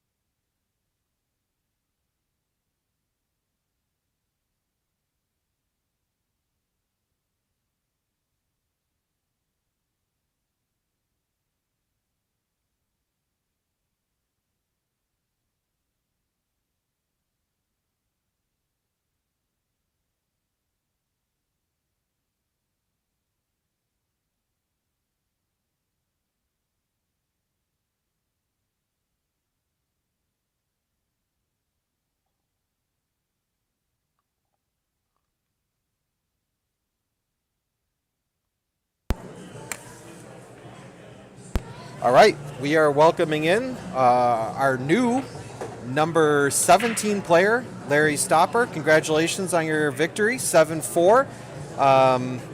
We had a pretty lively chat. I think a couple people had questions for you or comments that I wanted to bring up to you. But first, I just wanted to ask about the difference between 9-ball and 10-ball. I think maybe you came in thinking you were going to play 9-ball, but with Steve being the higher ranked player, he chose 10-ball. You made a comment to me that you don't play 10-ball very often. So how did you feel out there? Did you feel comfortable with in all honesty, yes, I don't play 10-ball as much, but 9-ball is probably my favorite game. So 10-ball isn't such a stretch for me because it's still a rotation game. It's just call rotation. I don't have a problem with 10-ball. I just don't play it that often, in all honesty. Okay. Yeah, we were a little bit confused on the rules because I know some people play 10-ball where they take luck completely out of it. So if you're going for a ball and you miss and you hook your opponent, they can have the option to give it back to you. I don't think you guys were playing it that way. No, I didn't know that. Yeah. So I know some players do play it that way, but looked like you guys were playing pretty standard tournament 10-ball rules, so you could only give it back if maybe another ball was pocketed. Okay. If we if I called the 3-ball and missed a 3-ball, but made the 7 by accident, right, then he would have had the choice to either make me shoot it or shoot it again. I think that did come up once or twice in our match. Okay. So you go up 5-2. I know you took a pretty healthy lead, and then Steve wins a couple. So he brings it to 5-4. And I remember I said on the commentary that I really felt like that was the pivotal rack, that 10th rack.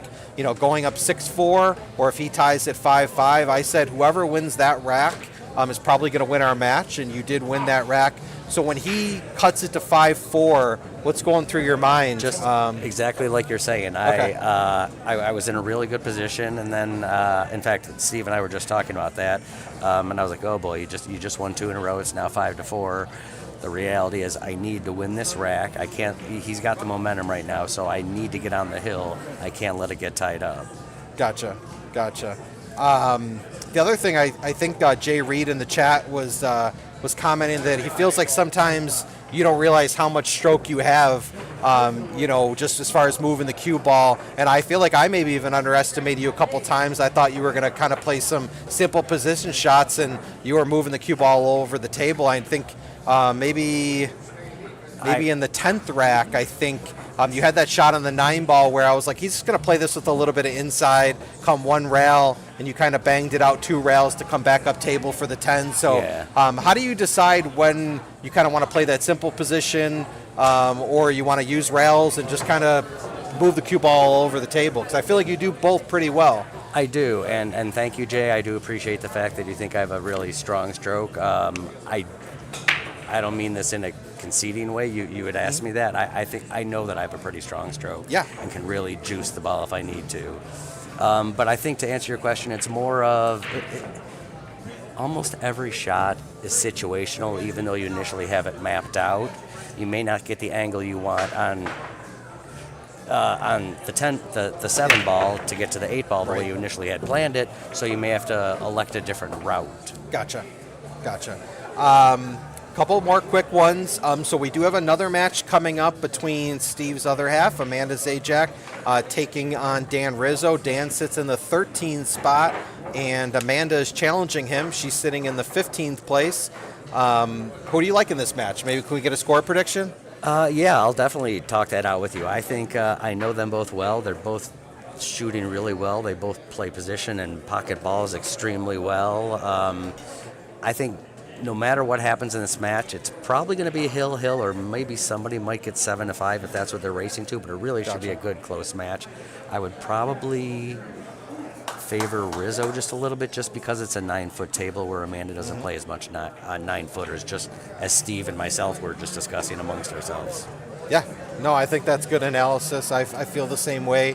I know Styx is pretty experienced on the 9-foot tables, playing 9-ball.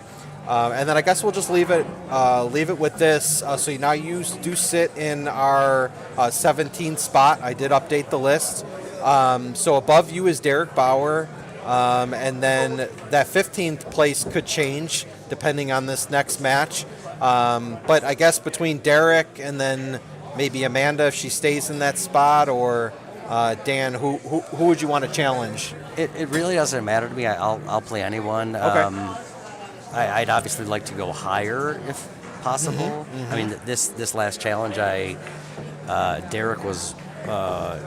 No, I apologize. Steve was one spot ahead of me, and Derek was two ahead of me. Yep. So I wanted Derek, but Steve accepted first. Gotcha. Yeah, you want to keep moving up for sure. Yeah, I want to go up as high as I can. Definitely, honestly. definitely. Let's get right up to the top spot that you can do it. All right, so we appreciate you playing on stream this evening, and congratulations on your victory. Thank you very much. We'll see you soon. All right, sounds great. All right, so Larry Stopper, 7-4 victory. We'll get the scoreboard cleared. I'll update the banner, and we'll be right back with you in just a couple moments. Stick around. Do you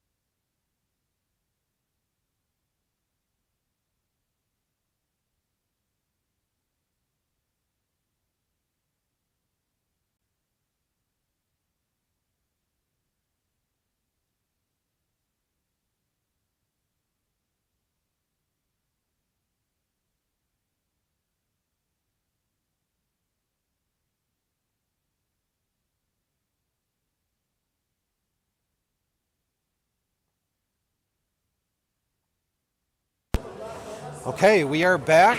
Players getting ready to leg for the opening break.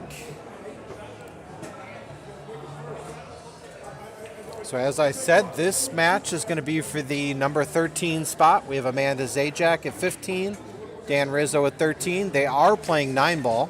I did confirm that. Race to 7. And they're using the balls that I know Jay Reed doesn't appreciate. I don't either. But we're going to have to live with it. It's player's choice. Thank you so much, Malcolm. I see your comment. Amazing commentary. Congrats to Larry. Great effort by Steve. I agree with all of the above. And my wife being active in the live chat, saying there's no stopping the stopper. He is now 2-0, I believe, on stream. So you are correct. There is no stopping the stopper. Great match. Good commentary, Vinny. Thank you.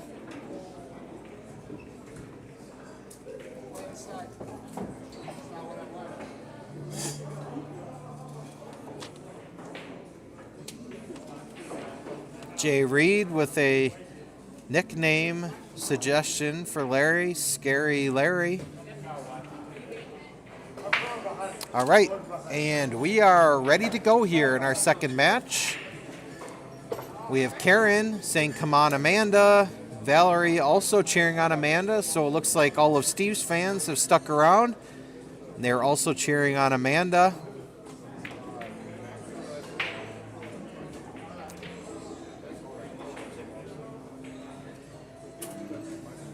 Thank you, Brad. I'm going to have another commentator for this match. Larry's going to be joining.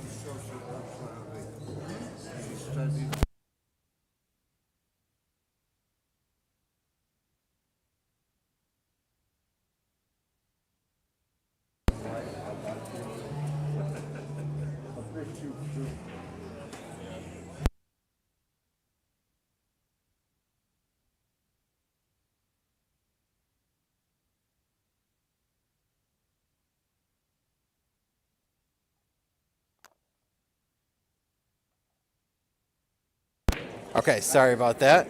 Just had to step away for a moment. All right, Amanda at the table. Everything wide open. I think she can just come across for the 4. Ooh, and she rattles. She falls victim to that pocket, but nothing easy here for Sticks. Whenever the ball's that deep in the pocket, it's very difficult to play position.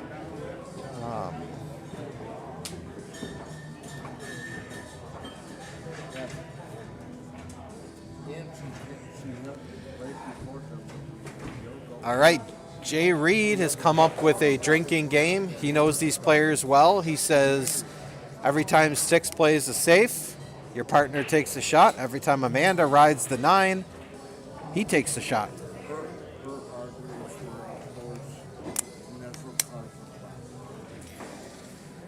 I think you know both of these players' games pretty well. I think that game would end up with both of you on the floor, pretty intoxicated. I know Sticks plays a lot of one pocket, so his defensive game is one of his strengths. And I haven't played Amanda too much, but I know she's an aggressive player, so I could see her riding the 9 if it's available. I don't think she will here, though. For a ball. Just overcuts it and it's gonna leave.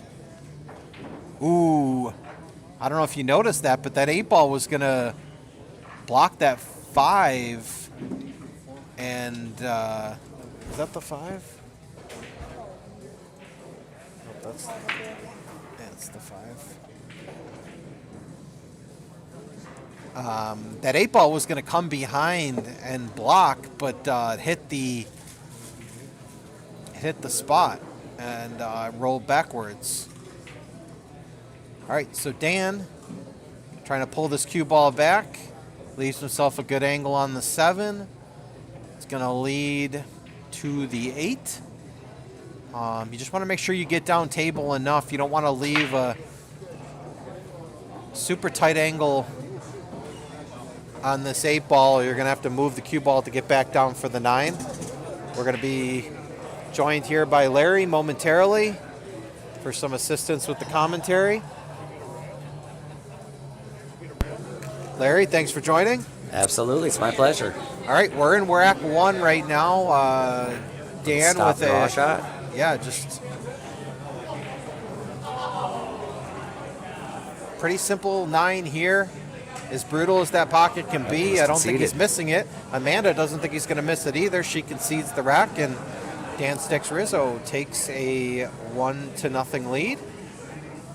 I could tell you from the past couple weeks I played in this, either of the corners on the right side, make him shoot the ball. Yeah, I agree. I'm not a huge fan of conceding racks. Anything can happen. You Those are never tough know. corner I pockets.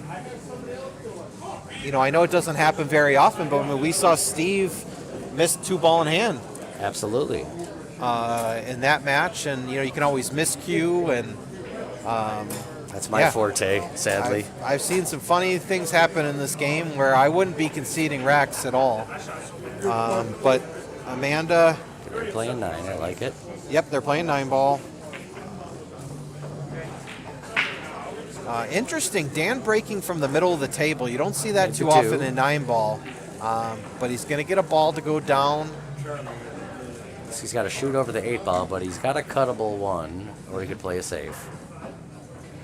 But it is a Yeah. bit of a challenge because he's shooting awkwardly over the 8 ball. He's a little bit jacked up.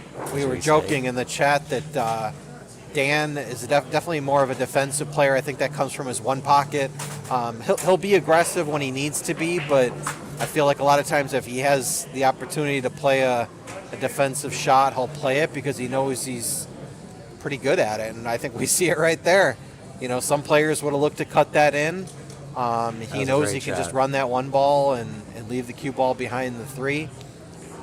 Very good, smart shot. Amanda can hit it. She can definitely short rail kick it and make contact with it. She's going to need to hit 2 diamonds, just shy, the first diamond before the side pocket. Okay. That's a Yeah, quick I mean, look. if anything- quick look, that would be. Yeah, that's you what want I'd to say. try to hit the Little left. their right side of the 1, our left side of the 1, because if you hit it, chances are that cue ball is going to maybe nestle up behind that 5-6. Certainly could. She's probably going to jump it. Amanda's a very good jumper. Yeah, she's got a jump cue here. Yeah, I don't know Amanda's game that well. I'm gonna have to rely on you. I've maybe played Amanda once or twice in tournaments, but I have seen her jump. I know she can jump. Okay. Amanda's got a very strong game. The only thing negative in this particular match is the fact that she's on a 9-foot table, which doesn't play as often, but she can make anything. She's got great position. That's what I'm. Yeah, I mean, she's such a strong Good player. jumper. I feel like her game can translate, and it might. I think with her, like you said, she plays more on the bar boxes. It's just maybe something where she has to get settled in after a few racks. I think she'll catch a gear.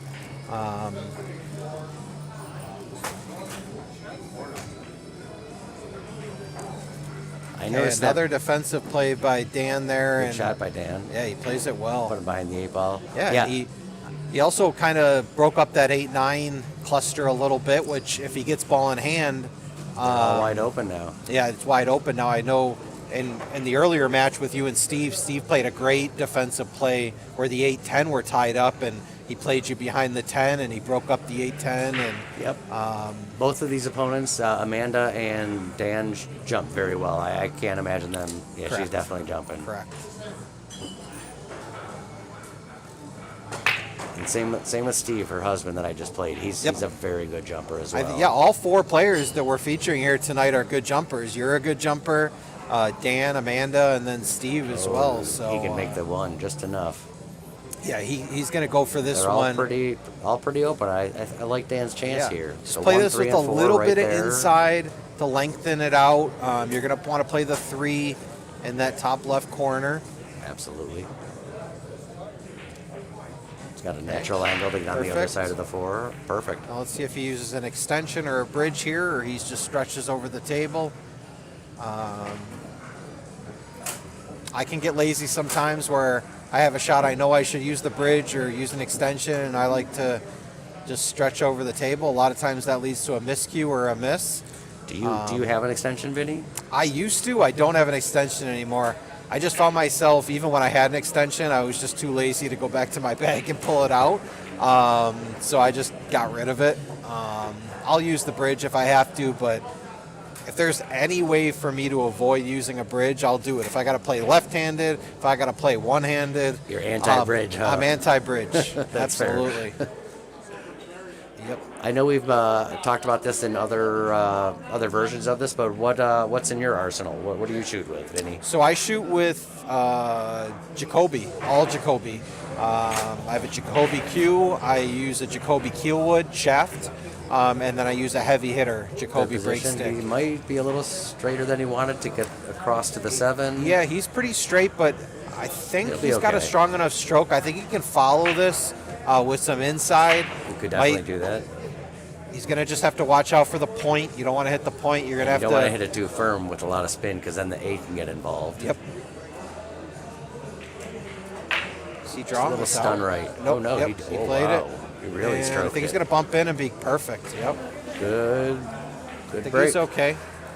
He can play the 8 in that bottom left corner. I think he can just punch it off the rail a little bit.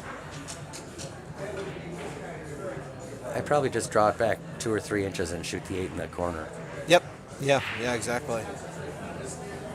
Some people would play this more aggressively or take Right. more of a Yeah, challenge. try to follow it and play the 8 in the side or something, which I don't think Dan's going to do knowing him. Oh, Ooh. but again, that pocket, The infamous corner pocket. you It's, really have to hit that pocket clean. You hit any part of the rail or any part of the point, it's gonna rattle. Absolutely. We all know that. Yep, it's Any gotta go of in us who clean. play on this table know about the bottom right and the top right corner. They're mean. Very mean. They're not forgiving. Amanda's Amanda's going to got play a this good- 8 in the side, and Came she up a just little short, underhits but she'll it. be okay. I don't even think that she underhit it in terms of speed. I think she caught the 7 ball a little bit too full. She did. I'm with you on that. She's going to play it safe. Great shot. I don't know. I think he can cut this. I don't think you can see it. The 9's definitely in the way, Is it? but it's really tight. He might be able to. I think he I can don't cut think this he in the can. bottom right corner. Yeah, he's going. He's down on it like he can Oh. make it. Yep. Beautiful. Yep. He actually undercut it, which tells you he had a And lot he of had the great ball. shape on Yeah. the 9 to cut it right up in the. Remember, this is the one you got to hit cleanly or don't put spin on it. Yeah, I don't Nice- envy Dan Nice gentle. shooting this into that pocket. Just a nice slow roll.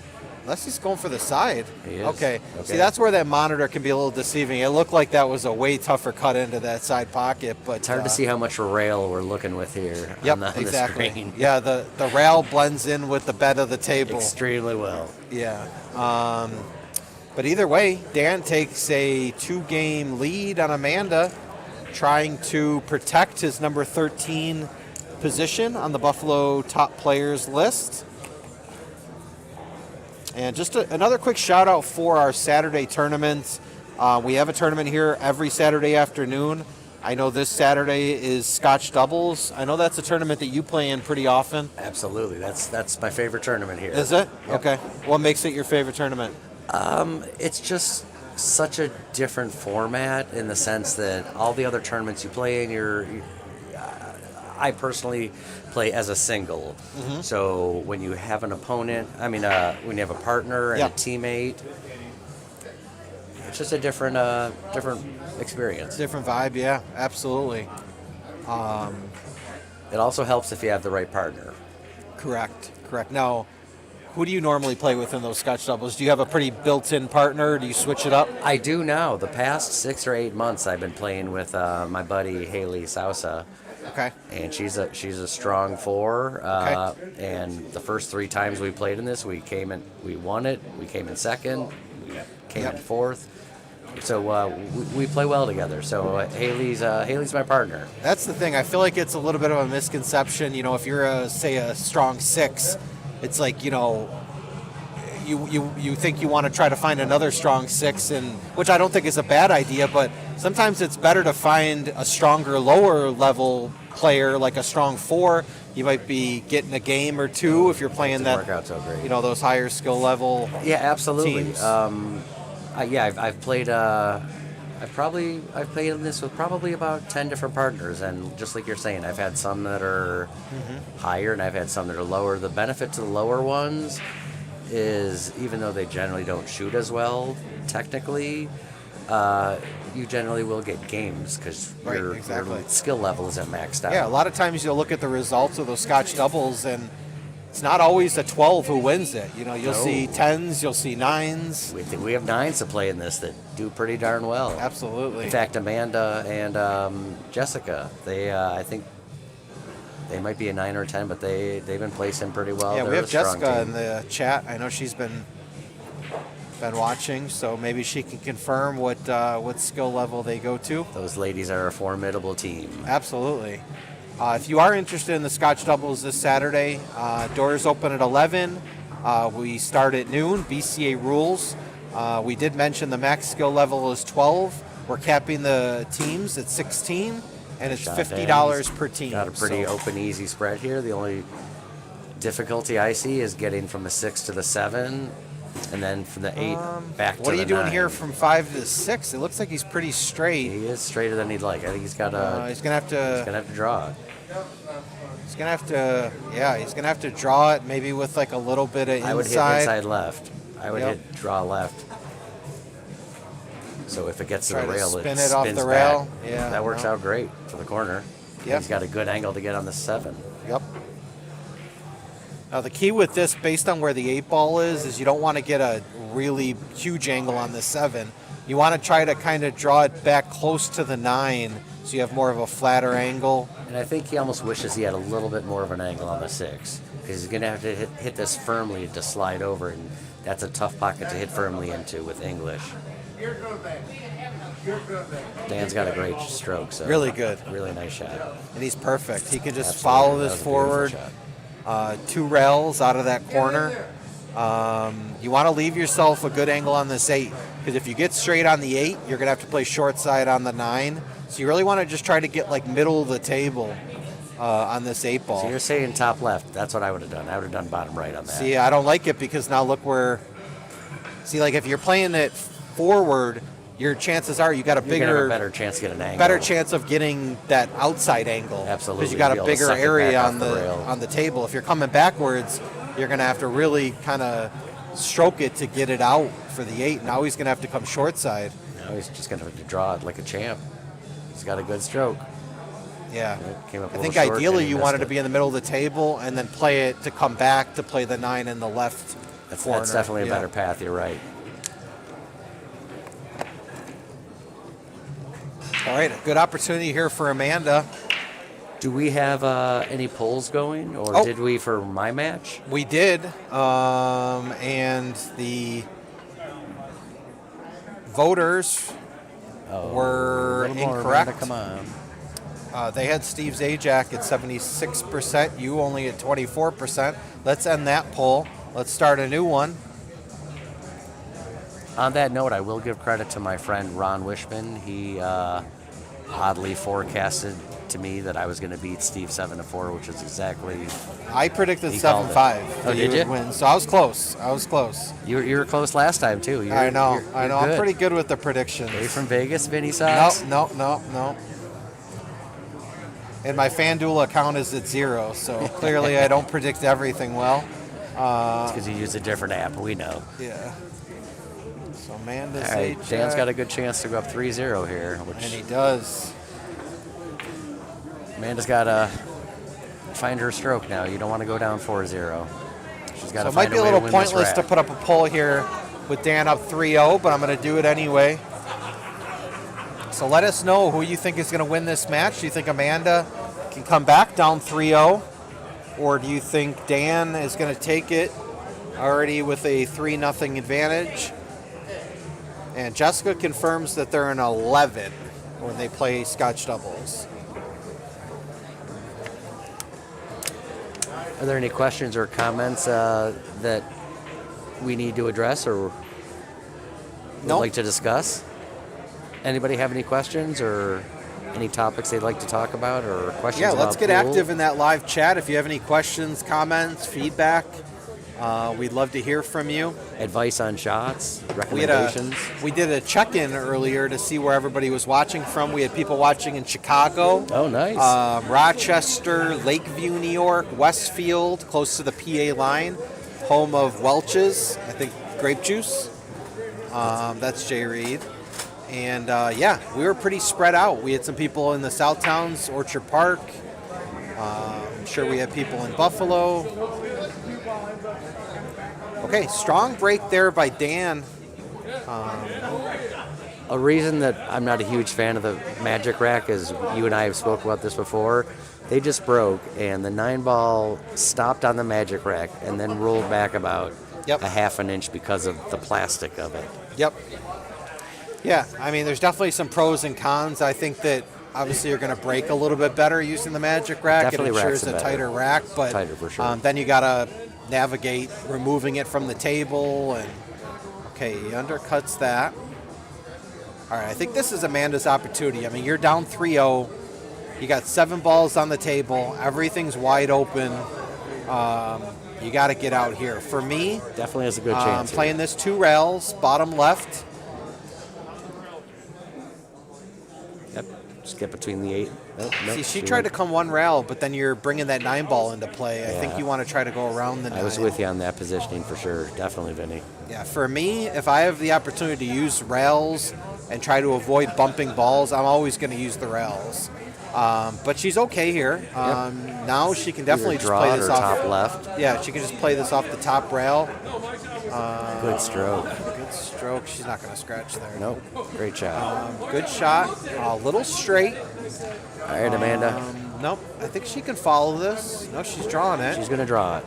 Wow, She's really got a gets into great that. stroke. She's got a good chance to get out here and get back in this She match. gets perfect on that That 6 was a heck ball. of a stroke, Amanda. Now, where are you going to play the 8? The 8 does go in the side, I'd put it in the side. but the It reason also- I'm not playing it in the side is because of the 9 ball. The position on the 9 ball with the 8 in the side, especially if you get on the wrong side of the 8, can be a little difficult. Yeah, you'd have to leave the cue ball closer to the side if you did it that way. I know what you're saying. For me, I probably would have left myself a bigger angle and drawn above the 8 and played the 8 in the. I think the easier way to play here is to put the 8 in the side. Yeah, she just gently did that. Yeah. Like I mean, you she's said, it's- okay here. It's just the problem is you got the wrong angle. No, she's got a good angle to come off the rail and come out. Does she? 4 Okay. feet to the middle of the table. Maybe I'm not looking at this right. Thought she She's might have gotta to hit play the- this with a she's little gotta bit hit of the left inside, side of the 8. a little bit of inside. Okay, she played that well.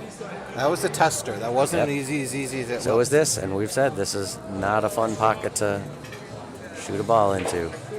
We have. Amanda's got to bear down and get on the board. Yep, this is a very important shot in this match. Great. And Ooh. no. Stop. Oh, no. Wow. Not a She good rattles roll. that 9-ball home, and unfortunately comes 1 rail and scratches. She drew the And, cue ball too well and a She's little too definitely going hard. to concede that rack, and Dan Sticks Rizzo's going to go up 4-0. We have Jason DeWolf 9446 in the live chat. He wants to know if you will sign his pool stick. Sounds like you're his idol, you're his hero. You know who that is, right? I don't know who that is. It's Fuji. Oh, is it? Okay. He's being a clown like Hey, he Fuji. always is. Fuji, I will sign your pool cue any day, buddy. I didn't recognize the government name. I know him as Fuji. That's it.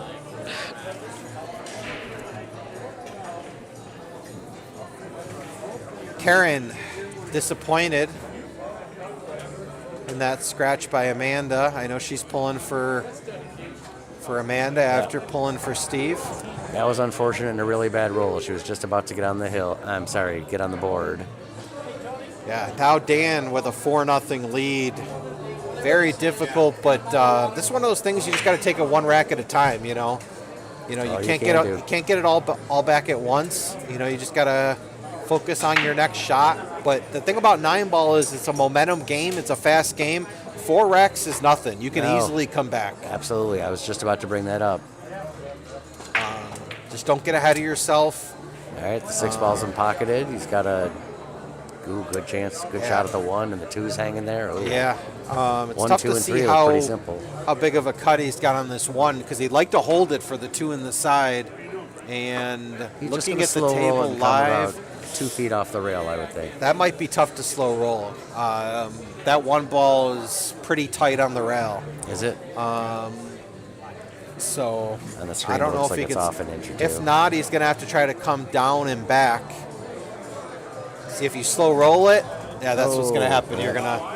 I mentioned that earlier that anytime you're slow rolling a cut shot like that, you're going to get a little bit of a kick. So you have to play to overcut it because you're always going to undercut that shot. You're never going to overcut All right, it. Amanda's got a pretty good spread here. Hopefully she can navigate this and get on the board. Yeah, I like Amanda's chances here. Me too. 1 leads to the 2, 2 leads to the 3. It's all pretty natural. Yeah, everything's very natural. Really, I think 3 it's to the the 4. 3 to the 4 is the key shot here. But I think if she just stops right here, then you can play the 3. Draw it back a little bit, and then you can just punch this out for the 4 in the side. Yep. Come across the 9-ball off the side rail. Great Okay, shot, she Amanda. follows it, which is fine. Oh, that's either what way. I was talking about. Great position. She looks like she's smooth sailing here. Yep. And Amanda can definitely hit a gear and run off 4 racks like it's nothing. She's done it against me on the bar box. She can, absolutely. I've had leads on her in 8-ball, and I blink, and we're tied. So yeah, she's a very strong shooter. she's a fast shooter. She's a confident shooter. And as you said, it's Great shot momentum. there. If she gets some momentum here, it'll slow A down. little long, but the one thing I like about Amanda's rail. game is she's one of those players that you could tell every time she gets down on a shot, she thinks she's going to make it. And that's Yes. the kind of mentality you have to have. She just plays with extreme confidence. She does. She doesn't think about her last miss. Like right now, she's 100% sure she's making this 7. she's locked And in. she I does, like it. yeah. And That was Rizzo conceded. concedes the rack. All right, Amanda's on the And board. Amanda Now is look on the out. board. She's got some 4 confidence. to 1. Yep, that'll definitely help in the confidence department. 1 under her belt. Taking a look at our live poll, we have 5 votes.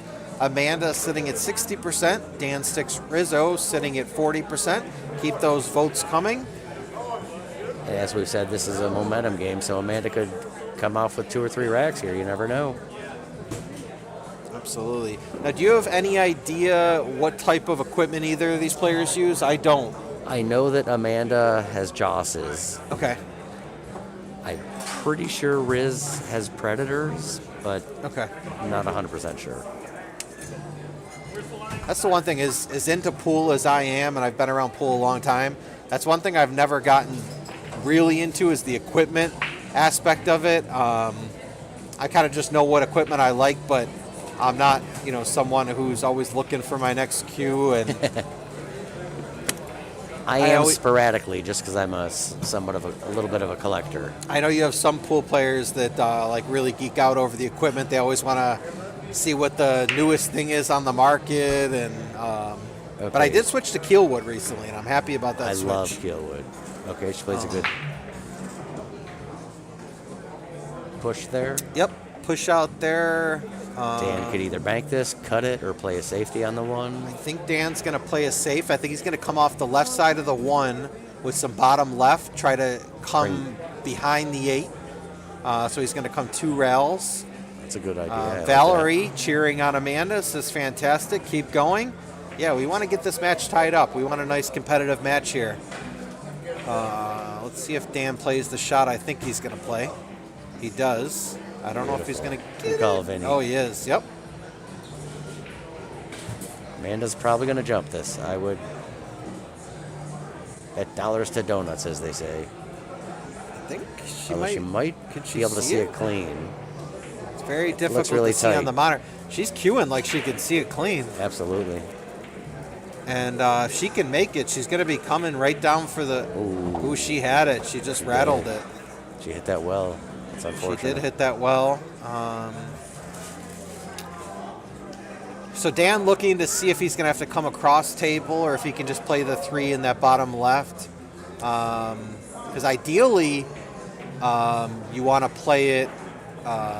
You want to play it in the bottom left because if you play it in the bottom right, you're going to be running into that 9-7. It looks like he's going to come off the side rail and get to about the middle of the table because the 3 ball, in my opinion, from this angle, looks good. It certainly goes in the corner. Let's see how he plays it. We'll be able to tell right away. Okay, he's playing it across. Ooh, he's going to play it in the bottom right. Ooh, hold on, honey. Oh, wow. I did not see that happening. I didn't see that. It did not look like it was tracking towards the side. Yeah, exactly where Dan was pointing. It looked like that's where the cue ball was going to hit. And then it veered off a little bit. Found its way into the left side pocket. Which threw it a little. And if you want ball in hand, this is the ball you're going to want ball in hand on because I feel like the 3 to the 4 was the tough position shot. Plays it well. I apologize. I thought the 7 was the 3 when I was setting up shots earlier. Yeah. It's difficult sometimes to see on the monitor. We forgive you. No judgment. I think Amanda could just come up. Okay. No, it's a really good. It's just where do you go with the 7 ball though? Yeah. She might have to combo the 9. Is she gonna try to come below it? Oh, she's trying to bank it. Oh, and she did bank it. Are you kidding me? With the shape? Wow. Jeez Louise. Do you think she was playing to make that in the top left and got a roll, or do you think she played to bank that? It's difficult to say. Because if she was intending to bank it, she hit it so well. Oh. It looked like that's what she was trying to do. It really did look like. I mean, she sold it like a champ, but she might have been trying to cut it. I always give the benefit of the doubt to the players because I don't think Amanda would have missed a shot that badly. So I'm going to give her the benefit of the doubt and say she was trying to bank that. What do we think, chat? Do we think that Amanda was trying to make that bank? Because she played it intentionally for the cue ball to get exactly where it was, so that was magnificent. And Rizzo got momentum now. She got her second rack. And we got a match on our hands here, folks. 4-2.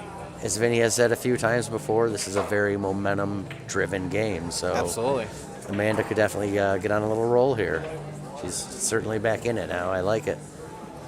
What do we think, chat? Was Amanda banking that 7 ball? It was the 5 ball. Was she banking that 5 ball, or did she an accident? Miss it and get a roll? We'd love to hear from you. We should open a poll on that.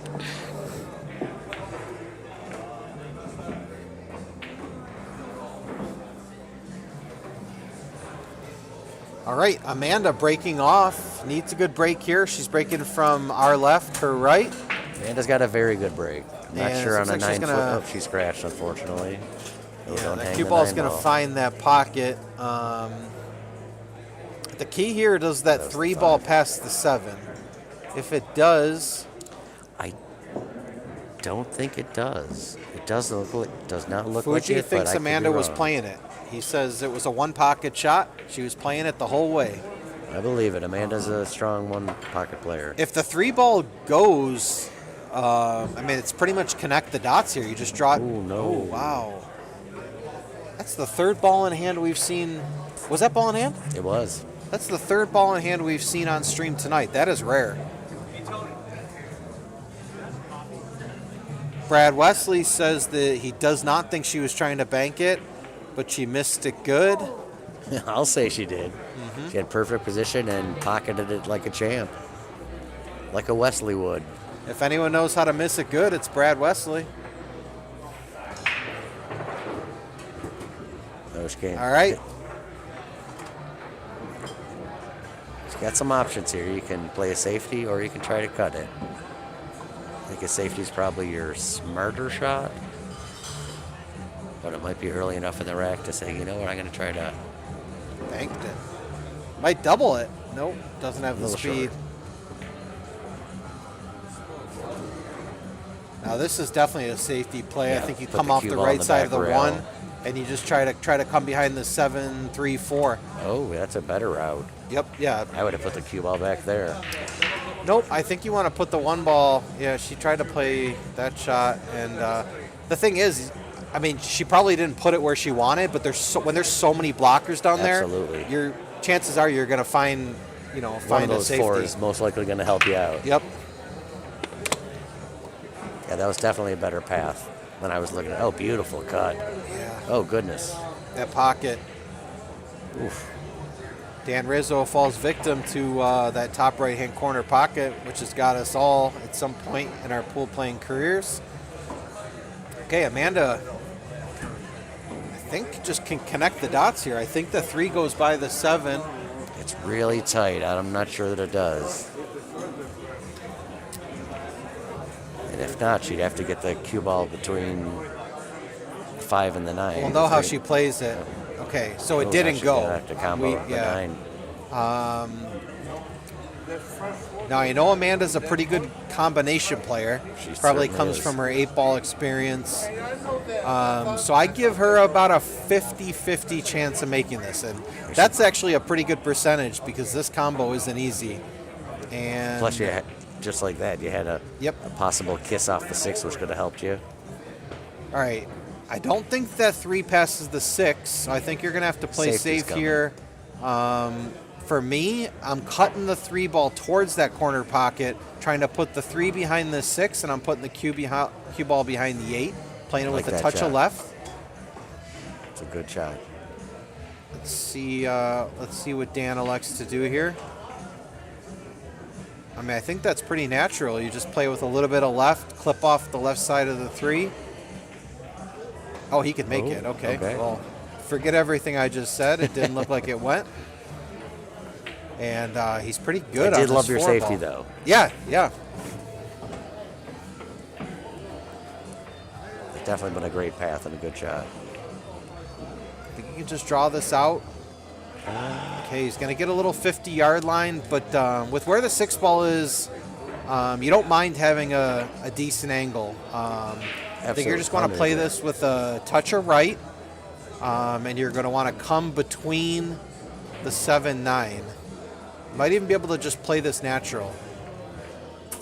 Good Okay, shot. he came to the other side. Oh, he might have got a good safety. But again, Or with 2 of this Amanda's break. jumping, Oh, she's going to jump and make this. She could do a mini masse, but I think she's going to jump it. It's a much higher percentage. I'm not a jump shot player. I think everyone knows that. So for me, I'm just trying to masse this and play this off the rail. But I was in shock in my match when I had to do that mini masse with the 3 ball hanging in the corner that Steve's like, oh, you're on 2. right. I didn't realize that I was on 2, and he got a lucky break, and I was like, oh, boy, this is what I was left. Great Okay, jump, she did good jump shot. this, and she's going to get Slow position. down. Slow down. Okay, then cue run. ball. All right, she's good. Oh, stop. Oh, Okay. the hydraulic brakes were applied. All right, just slow rail this off the rail and come out naturally for the 7 in the bottom left corner. That's how I'd go about this shot.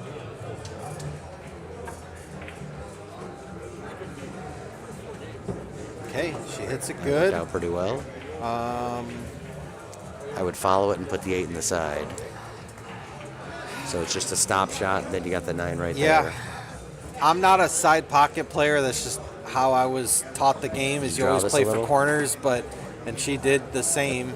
But I think you probably made the right call there. I think Is it would that have the been route easier you just would to have roll taken, up. Vinny? That is the route I would have taken. I don't play for sides unless I absolutely have to. They're just tighter pockets and tougher to play position off of side pockets if you get the wrong angle. So, Dan's got a good chance to get out here. Just got to come across the 8 in the same corner that he's pocketing the 7. Maybe a little bit of right-hand English. I think you can just play this natural. Just come across. Beautifully done. Okay. And I little think more he of an can angle just than you roll wanted. down. I think he can Yeah, just there's- roll down one rail. Yeah. I think he can miss the 9. Looks like he's setting up to hit it more firmly. Oh, good shot. Okay, went to the other side. Not a bad play. All right, this straight in 9-ball for Dan Rizzo to take a 5-2 lead and sort of stop the bleeding because Amanda rattled off 2 racks like it was nothing, and I think that was a really important rack for Dan to get back on the board and maintain his lead. Couldn't agree more. So we have Malcolm in the live chat asking who is doing commentary besides Vinny. You want to introduce yourself? I think I mentioned you earlier. But Sure. I'm Larry Stopper. I'm also one of the players on the list that enjoys doing this. Okay. All right, I'm going to put the top players list on the screen because we have 2 of our top players setting up a match right now in the live chat. So we have Venkat sitting in the 11th place, challenging Brad Wesley for the 10th place. If this is a match that you two are looking to set up, we do have, I believe we have, let's see. I'll also say on the record, just for kicks, that hypothetically, if Amanda were to not win this match, I would love to challenge Amanda. So, okay. So my back-to-back matches were against the Zajacs. Right. We do have a spot open on the 8th of December, Brad and Venkat. If that's something you're interested in, shoot me a text message, and we'll lock that in with Mike. We'll get it on the calendar, and isn't that the weekend of the big tournament? Oh, you mean Monday? I'm sorry. Monday, Yep, right? yep, Yeah, Monday absolutely. the 8th. Yep. Good position on the 3. Ooh, just got enough of the tip. Brad says he's only playing if there's a good chunk on the match. Bless you. All right, Rizzo with this cut on the 3-ball. Looks like he's going to go into the 8. He does, but he's okay. Brad with the $200 challenge to V. Okay. Let's lock that in. I would put this 4-ball in the top left corner with a little bottom right to come off the rail and put the 5 in the side. Say that again? I would put the 4 in the top left corner Okay. and come off the rail to put the 5 in the side. Okay. With a little bottom right draw. What would you do here? Just curious. Just with where the 6-ball is, I would want to try to get above the 5-ball. I don't know if he can follow around it. Like if he plays the 4 in the top right corner, can he come below the 5 and then off the rail and then, okay, he plays your shot. And I think he's going to get a roll here. That might have turned out pretty well. Yeah, it turns out well with that 5-9 blocking the 4. We have Fat Bob Benny in the chat saying yo. I know he's one of our loyal viewers. He's been in, I think, every stream that we've had, so we appreciate you tuning in. I remember, Benny. It's good to have you back. Okay, the 9-ball moving a little bit. 4 is looking pretty good on the side, then the 5 in the opposing side. 5 to the 6 is the challenge, depending on the angle you get on the 5-ball. Because it only goes up into the difficult corner pocket. Yeah, for me, I'm just staying below the 5, and then I have the option to either play it in the side or play it in the corner. He comes above it. That's smart. It's easier to get over there for the 6. Yep, I think he can just punch this center ball, just punch it off the side rail. That's what he's doing. Maybe a touch of left. Ooh. Okay. He hit bottom right to come back that way. Interesting. I think he was playing maybe for the 6 in the side. It looks like it for sure. But with where that 8-ball is, I wouldn't want to play the 6 in the side. I'm with you on that, 100%. You'd have to be perfect.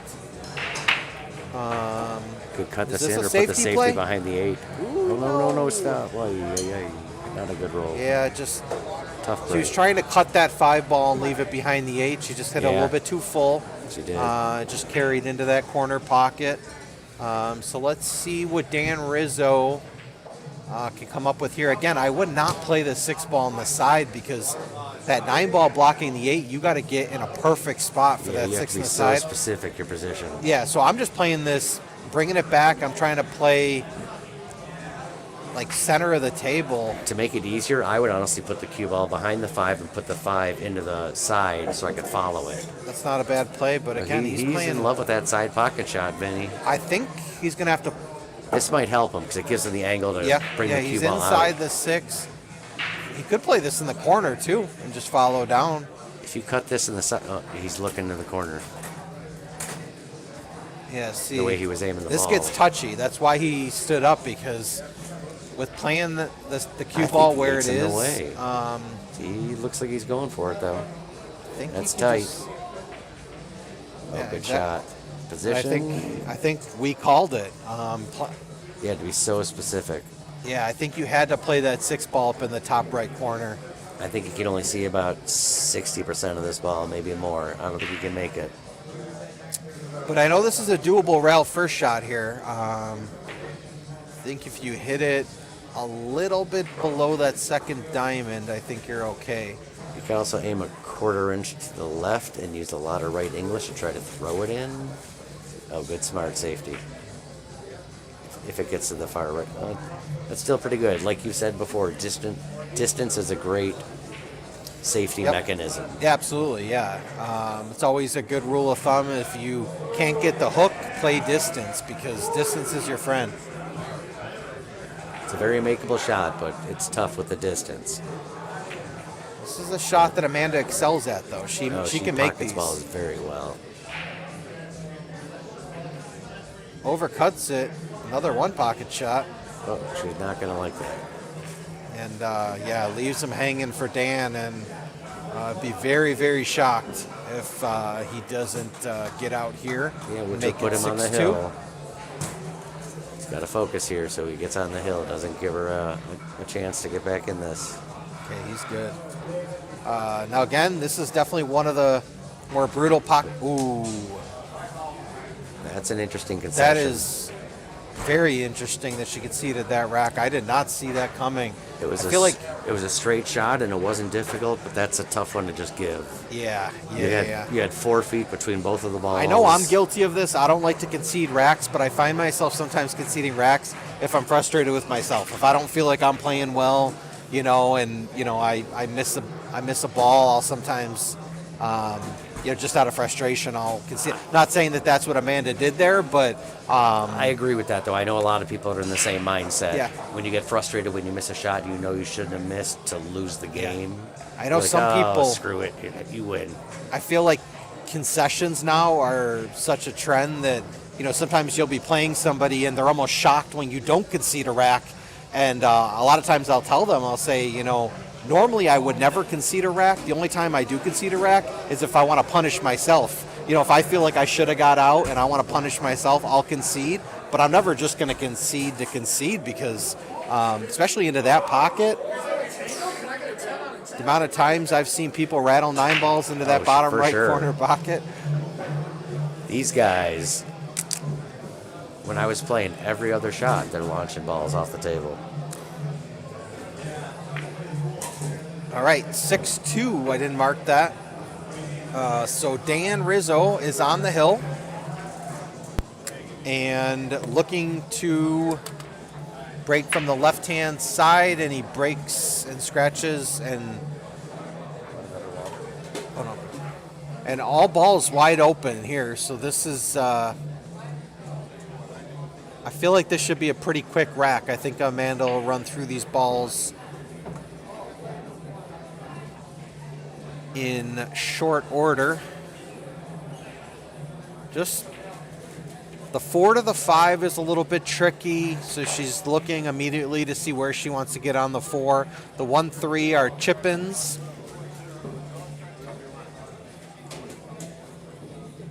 For me, I'm getting the thin angle on the 4 so I can go down table and back up.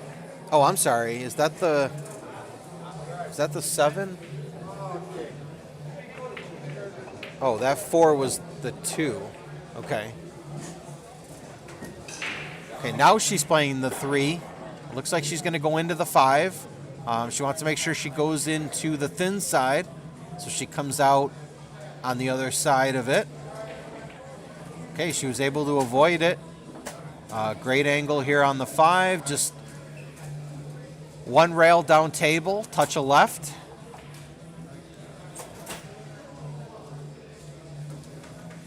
Okay.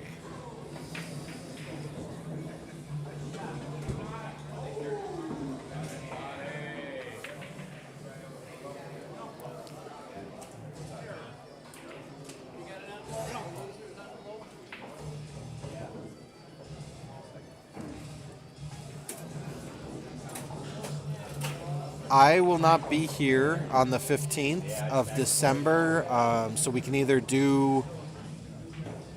Let's see. Yeah, that week is difficult for me. I'm going to be out of town.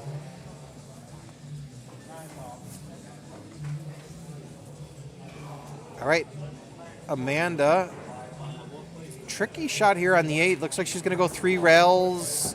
Okay, she makes the 8, leaves herself long on the 9. Yep. But again, I feel like these are the types of shots that Amanda excels at. I think that comes from her confidence when she's at the table. So let's see if she can bear down and make this 9 ball. She's shooting into a pocket that none of us like to shoot in. I know we keep mentioning that. But, okay. And I think that cue ball is going to sit up on that rail. Distance. And it's relatively straight. Distance. Yeah, absolutely. There's a little bit of an angle, but that's not an easy shot, even though it looks easy. She's got 7 feet between the 2 balls. Oh. And Dan is going to rattle that. And they're having some conversation, I think, about the concessions. I think Amanda said, "Am I good?" And Dan said, "Absolutely not. You got to go ahead and shoot that." Watch out for the scratch here. Nope, she's okay. Good speed. She put a little left to avoid the... All right, so Amanda Zajac takes her 3rd rack of the match, cuts Dan's lead to 3, and we are at 6-3. We are racing to 7, so Dan is on the hill. And Brad and Venkat still looking to set up a match here to challenge for that spot. I cannot do the 15th. December is going to be very difficult for me on Mondays. So we might have to do another day. I can do Monday, December 23rd. Or I'm sorry, Tuesday, December 23rd. If that works for both of you. Again, just to bring up the Buffalo top players list, the match that we're watching currently is for the 13 spot, which Dan Rizzo sits in. Amanda challenging, sitting at 15. And the match that we're looking to put together in the chat would be for the 10th spot, Venkat challenging Brad Wesley. So we'll see how that turns out. All right, Amanda breaking from the right side. Is she going to get a shot on the 1? She's not. That is the 1, right? Yes. Yes. Yeah, the 9's still on the spot. So she didn't make anything. Okay, so Dan's at the table. Likely to see a push out here. I would just touch the 6 ball and leave the difficult 50-50 I like the shot. direction Dan's going. I would leave the cue ball on this side of the table because with where the 2 ball is, very difficult to get back down table. Okay. The old Danny DiLiberto, if you're going to push out, tie up a ball because then that ensures you're going to get back to the table. Valerie in the live chat, excited that Amanda got that 3rd rack. And Us too. hoping that she can string a few more together here.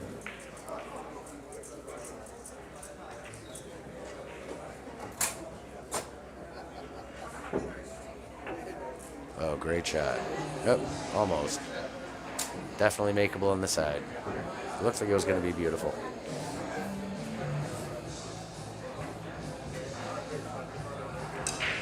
Brad Wesley says he's going to be stripping paint that day, preparing to repaint one of the walls in his house. Very nice cut Okay. to the side. Oh, slow down, Q.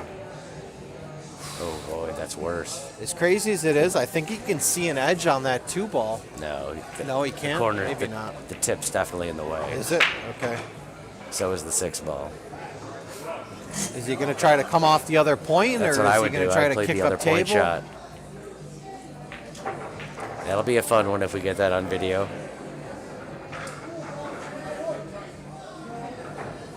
I would either do that or a masse.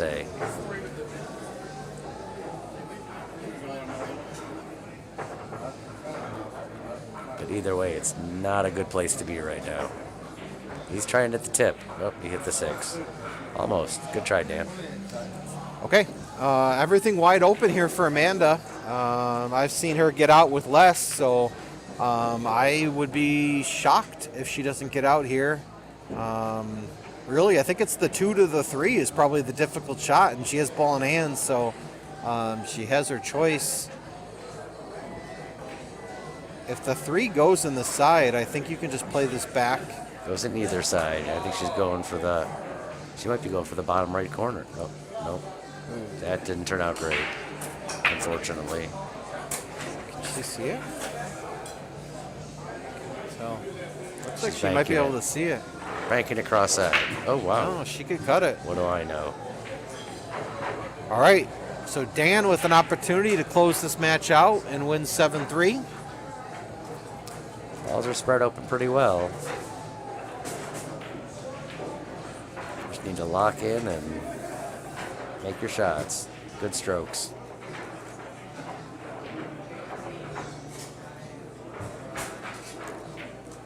Dan might have been changing songs on his phone. Can he just roll this in? I can't tell how much angle he has. He's gonna It looks have to like draw it a he, little yeah, he bit. looks like he's just like drawing it back or stopping it. He just Good plays it smart shot. forward. Don't let it get away from That 5 ball goes between the 8 and 9. That's pretty natural. Just come 2 rails. You want to play this with a little bit of left. Come into the angle for the 5 in the bottom right corner. you. I think he might hit it harder and try to put the 5 in the side. Yeah, that's what he was trying. Yeah, I don't Hit it like too that far. because you really had to get perfect on that 5 with where the 6 is. Amanda's got a tough shot into this corner. She's going to make it and draw the heck out of this ball. Oh, no. Good follow. She's going to try to play for the side too, and she gets... She got the corner shot. Okay. Now let's see if she tries to play this 3 rails again. I don't think she needs to I'd do hit all it softly that, and just but take your medicine, personally. I know she likes to play these 3 rail draw shots. Let's I don't see. mind them, but it's harder to control. Yep, she's She winding looks like up. She's revving up for winding sure. up. Yep. I knew she was playing that Great shot, Amanda. Beautiful. She plays those really well. She does. And again, I know some players might try to play this for the side. With where the 8 ball is, I'm playing for the corner. I'm just playing this with a touch of inside, and I'm playing it for the corner. But Uh-oh. oh no! Oh, no. That is such a karate bounce. Tried to come to the Oh. other side of the 9 ball, and I will tell the listeners it's kind of, it's really fun doing this because you find out so much about other people and ooh, good try. what a great about their try games. there. Yeah, no, I agree. Yeah, I don't play I've- Vinny often. We haven't played much, Nope, but I no, we realize haven't. that he does not like side pockets. He'll always go for the Side corner. pocket. I know. He I know. doesn't jump. I probably shouldn't be letting everyone in on my secrets. You know, if we play in a big tournament, you'll just be leaving me side pocket You shots got all all your day. tells. Yeah. And is Dan gonna get a roll here? Oof, this is a brutal leave. Yeah, this is not. I think. I would personally, I would slow roll this into the top right corner and leave the cue ball in the middle left of the table. Yeah, I agree. I mean, some players would say you want to play this in the top left just because it's not a blind pocket. If you're shooting at the 7 to the top right, you're not looking at the pocket. But the top left, you can see the pocket Yep, she's in going your to view. the left. Yep. Yep.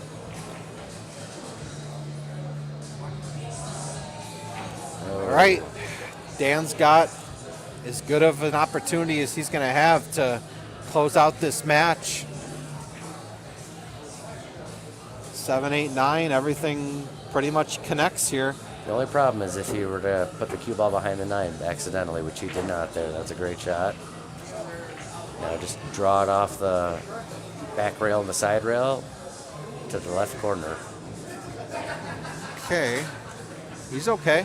Oh, that's perfect. Amanda will not concede this. Nope, the I don't blame her. match-winning 9 ball. Nope, never should.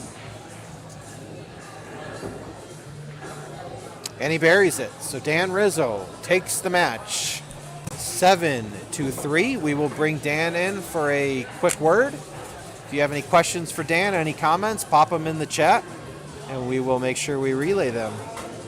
We'll also give him a minute or two.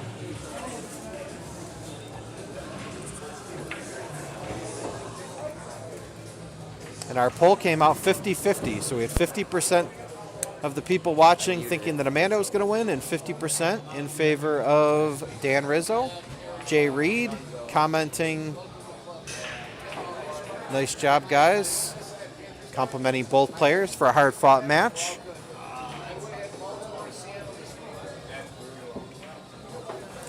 All right, we are welcoming in our victor, Dan Rizzo. Dan, great job out there. How'd you feel?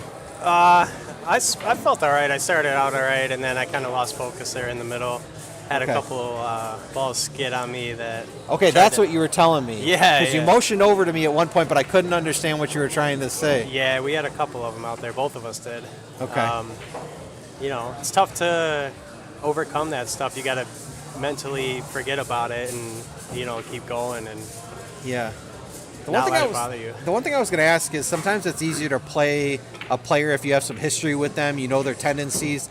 Have you and Amanda played a lot? Because I don't think I've ever seen you two play. So, yeah, me and Amanda have played a lot over on the bar tables. I don't think she plays a whole lot over here. She doesn't. We meant mention of that, yeah. But we've definitely had our our matches, fair share of matches on the bar tables. She's a really, really strong bar box player. Yeah, I know she plays a lot of bar box 8-ball. Yeah. I mean, just from what you've seen of her playing, 9-foot 9-ball, I mean, what types of things would you say about her game? Like, how do you play her? I mean, do you play a little bit more defensive? Like, what type of shots do you see that she likes? Yeah, I mean, she's definitely a great shot maker. Yeah. I think if she spent more time over here, she would be really dangerous on the big tables because she's got the stroke for it. Right. And she pockets balls really well, too, so... Yeah, and the thing about her, too, is I made a comment on our stream that she's just a player that plays with a lot of confidence. Like, she's one of these players that every time she gets down on a shot, you feel like she's going to make it. Like, because she's just got, like, that look in her that she's just going to make every shot. Like, she never feels like she's not going to make a shot. She never seems rattled or anything like that. Yeah, that's a good tendency to have. You know, whenever I'm down on a shot and I'm thinking like, oh, I could miss this or something, I always dog it. So yeah, she had that one shot late in the match. She had that 5-ball. She was cut into the bottom left corner, and Larry was saying, "Oh no, she's just gonna come one rail or maybe one across." I'm like, "No, she's drawing this out 3 rails." Because I know I've seen her take that shot, 50 times, even on the bar boxes. So she shoots those really well. She had a couple really nice. She had a couple really nice shots. Yeah. So bringing up the top players list. So you currently sit in the 13 spot. You protected that spot with Amanda challenging you. So you have Jay Dwyer and Venkat above you. Either of those players maybe interest you in a challenge? I'll play either of them, but I want to call out Venkat. Okay. I want to call out Venkat. And I know Venkat's in the chat. So. We got a little history out. Venkat's in the chat? He is in the chat. All right, man. Well, you heard it. Yeah, he was trying to set up a match earlier to challenge Brad for the 10th spot, so we're trying to set that up. But well, I just played last week, and I just played again. So if those two play before me, I'll play Venkat, Brad, whoever, or Jason, whatever. It doesn't matter. No, I know you'll play anyone. Yeah. So next week on Monday we have Venkat and Adam Maloney just playing a non-list action match. But then we got a big one. We got 1 versus 2 coming up for the nightcap. Dave Grau versus Jake. Nice. Who do you like? Ooh, that's a tough one, man, because Jake has been playing really well. And it really just depends who's on that night. I think they played last night. I'm not sure who won. But, Did they? Yeah, I wasn't aware of They that. played a little bit last night. I'm not sure who won, but Jake told me that they were both playing really well. Yeah, that's tough. Jake, I've seen Jake play unbelievable at, it depends really who's in stroke that day, really. It's a coin flip. Yeah, I pretty much asked everyone that I've spoken to since we set up that match, and I think maybe 7 out of the 8 people that I've asked have taken Dave. I'm going to take Jake. It's hard to put money against Dave, It is very difficult, Dave Dave. But yeah, I've seen the way Jake's been playing lately, and I feel like with the number 1 spot on the line, he's got that experience playing on the Rochester top players list. So I think with the number 1 place on the line, I could see Jake bringing his A game, and for sure he could definitely Dave, definitely anyone's game. It's going to be a highly contested match, so we would definitely recommend to all our viewers to tune in next Monday, December 1st. Again, in our first match, we'll have Adam Maloney and Venkat Kaku playing a non-list match. Next week? Is that? Yep, December 1st, next December Monday. 1st, next Monday. Yep, and then we'll have Jake and Dave playing for the number 1 spot. Nice. Dave Maybe trying I'll to protect come up the number and 1 spot. hop in the booth with you if you don't have anybody. For Yeah, that I don't second know. match. I don't think I have anyone commentating. So yeah, if you want to hop in the booth, definitely feel free. Jay Reed. Let's see. He put a comment in the chat. Let's end this poll. He said, "Nice job, guys." I thought he was talking about the players, but he's actually referring to the commentators. Oh, yeah. He says you're a bully. Yeah, Jay, you're the biggest bully. You're the biggest bully in this pool hall, buddy. Jay, we got to get you on stream. Jay only comes around when he knows he's gonna win. He's a big bully. Okay, all right. I'm just kidding, Jay. I love you, buddy. I miss you. Let's play some soon. Yeah, Jay, thanks for being so active in the chat. I know all the chatting helps our algorithm on YouTube. It bumps us up. So Jay was one of our more engaging viewers tonight, so we appreciate that, Jay. But we had a really lively chat. I think at one point we had like 35 or 40 people watching. So it was a big stream for us. This stream continues to grow, and we couldn't do it without you guys. So if you like what you heard, you like what you saw, make sure you like the Bison Billiards YouTube page. You subscribe, you turn on your notifications. Stay tuned to the Bison Billiards Facebook page for all the tournament information. I know we got a couple big ones coming up. And we will see you next Monday night. Thanks, guys, and congratulations to Dan.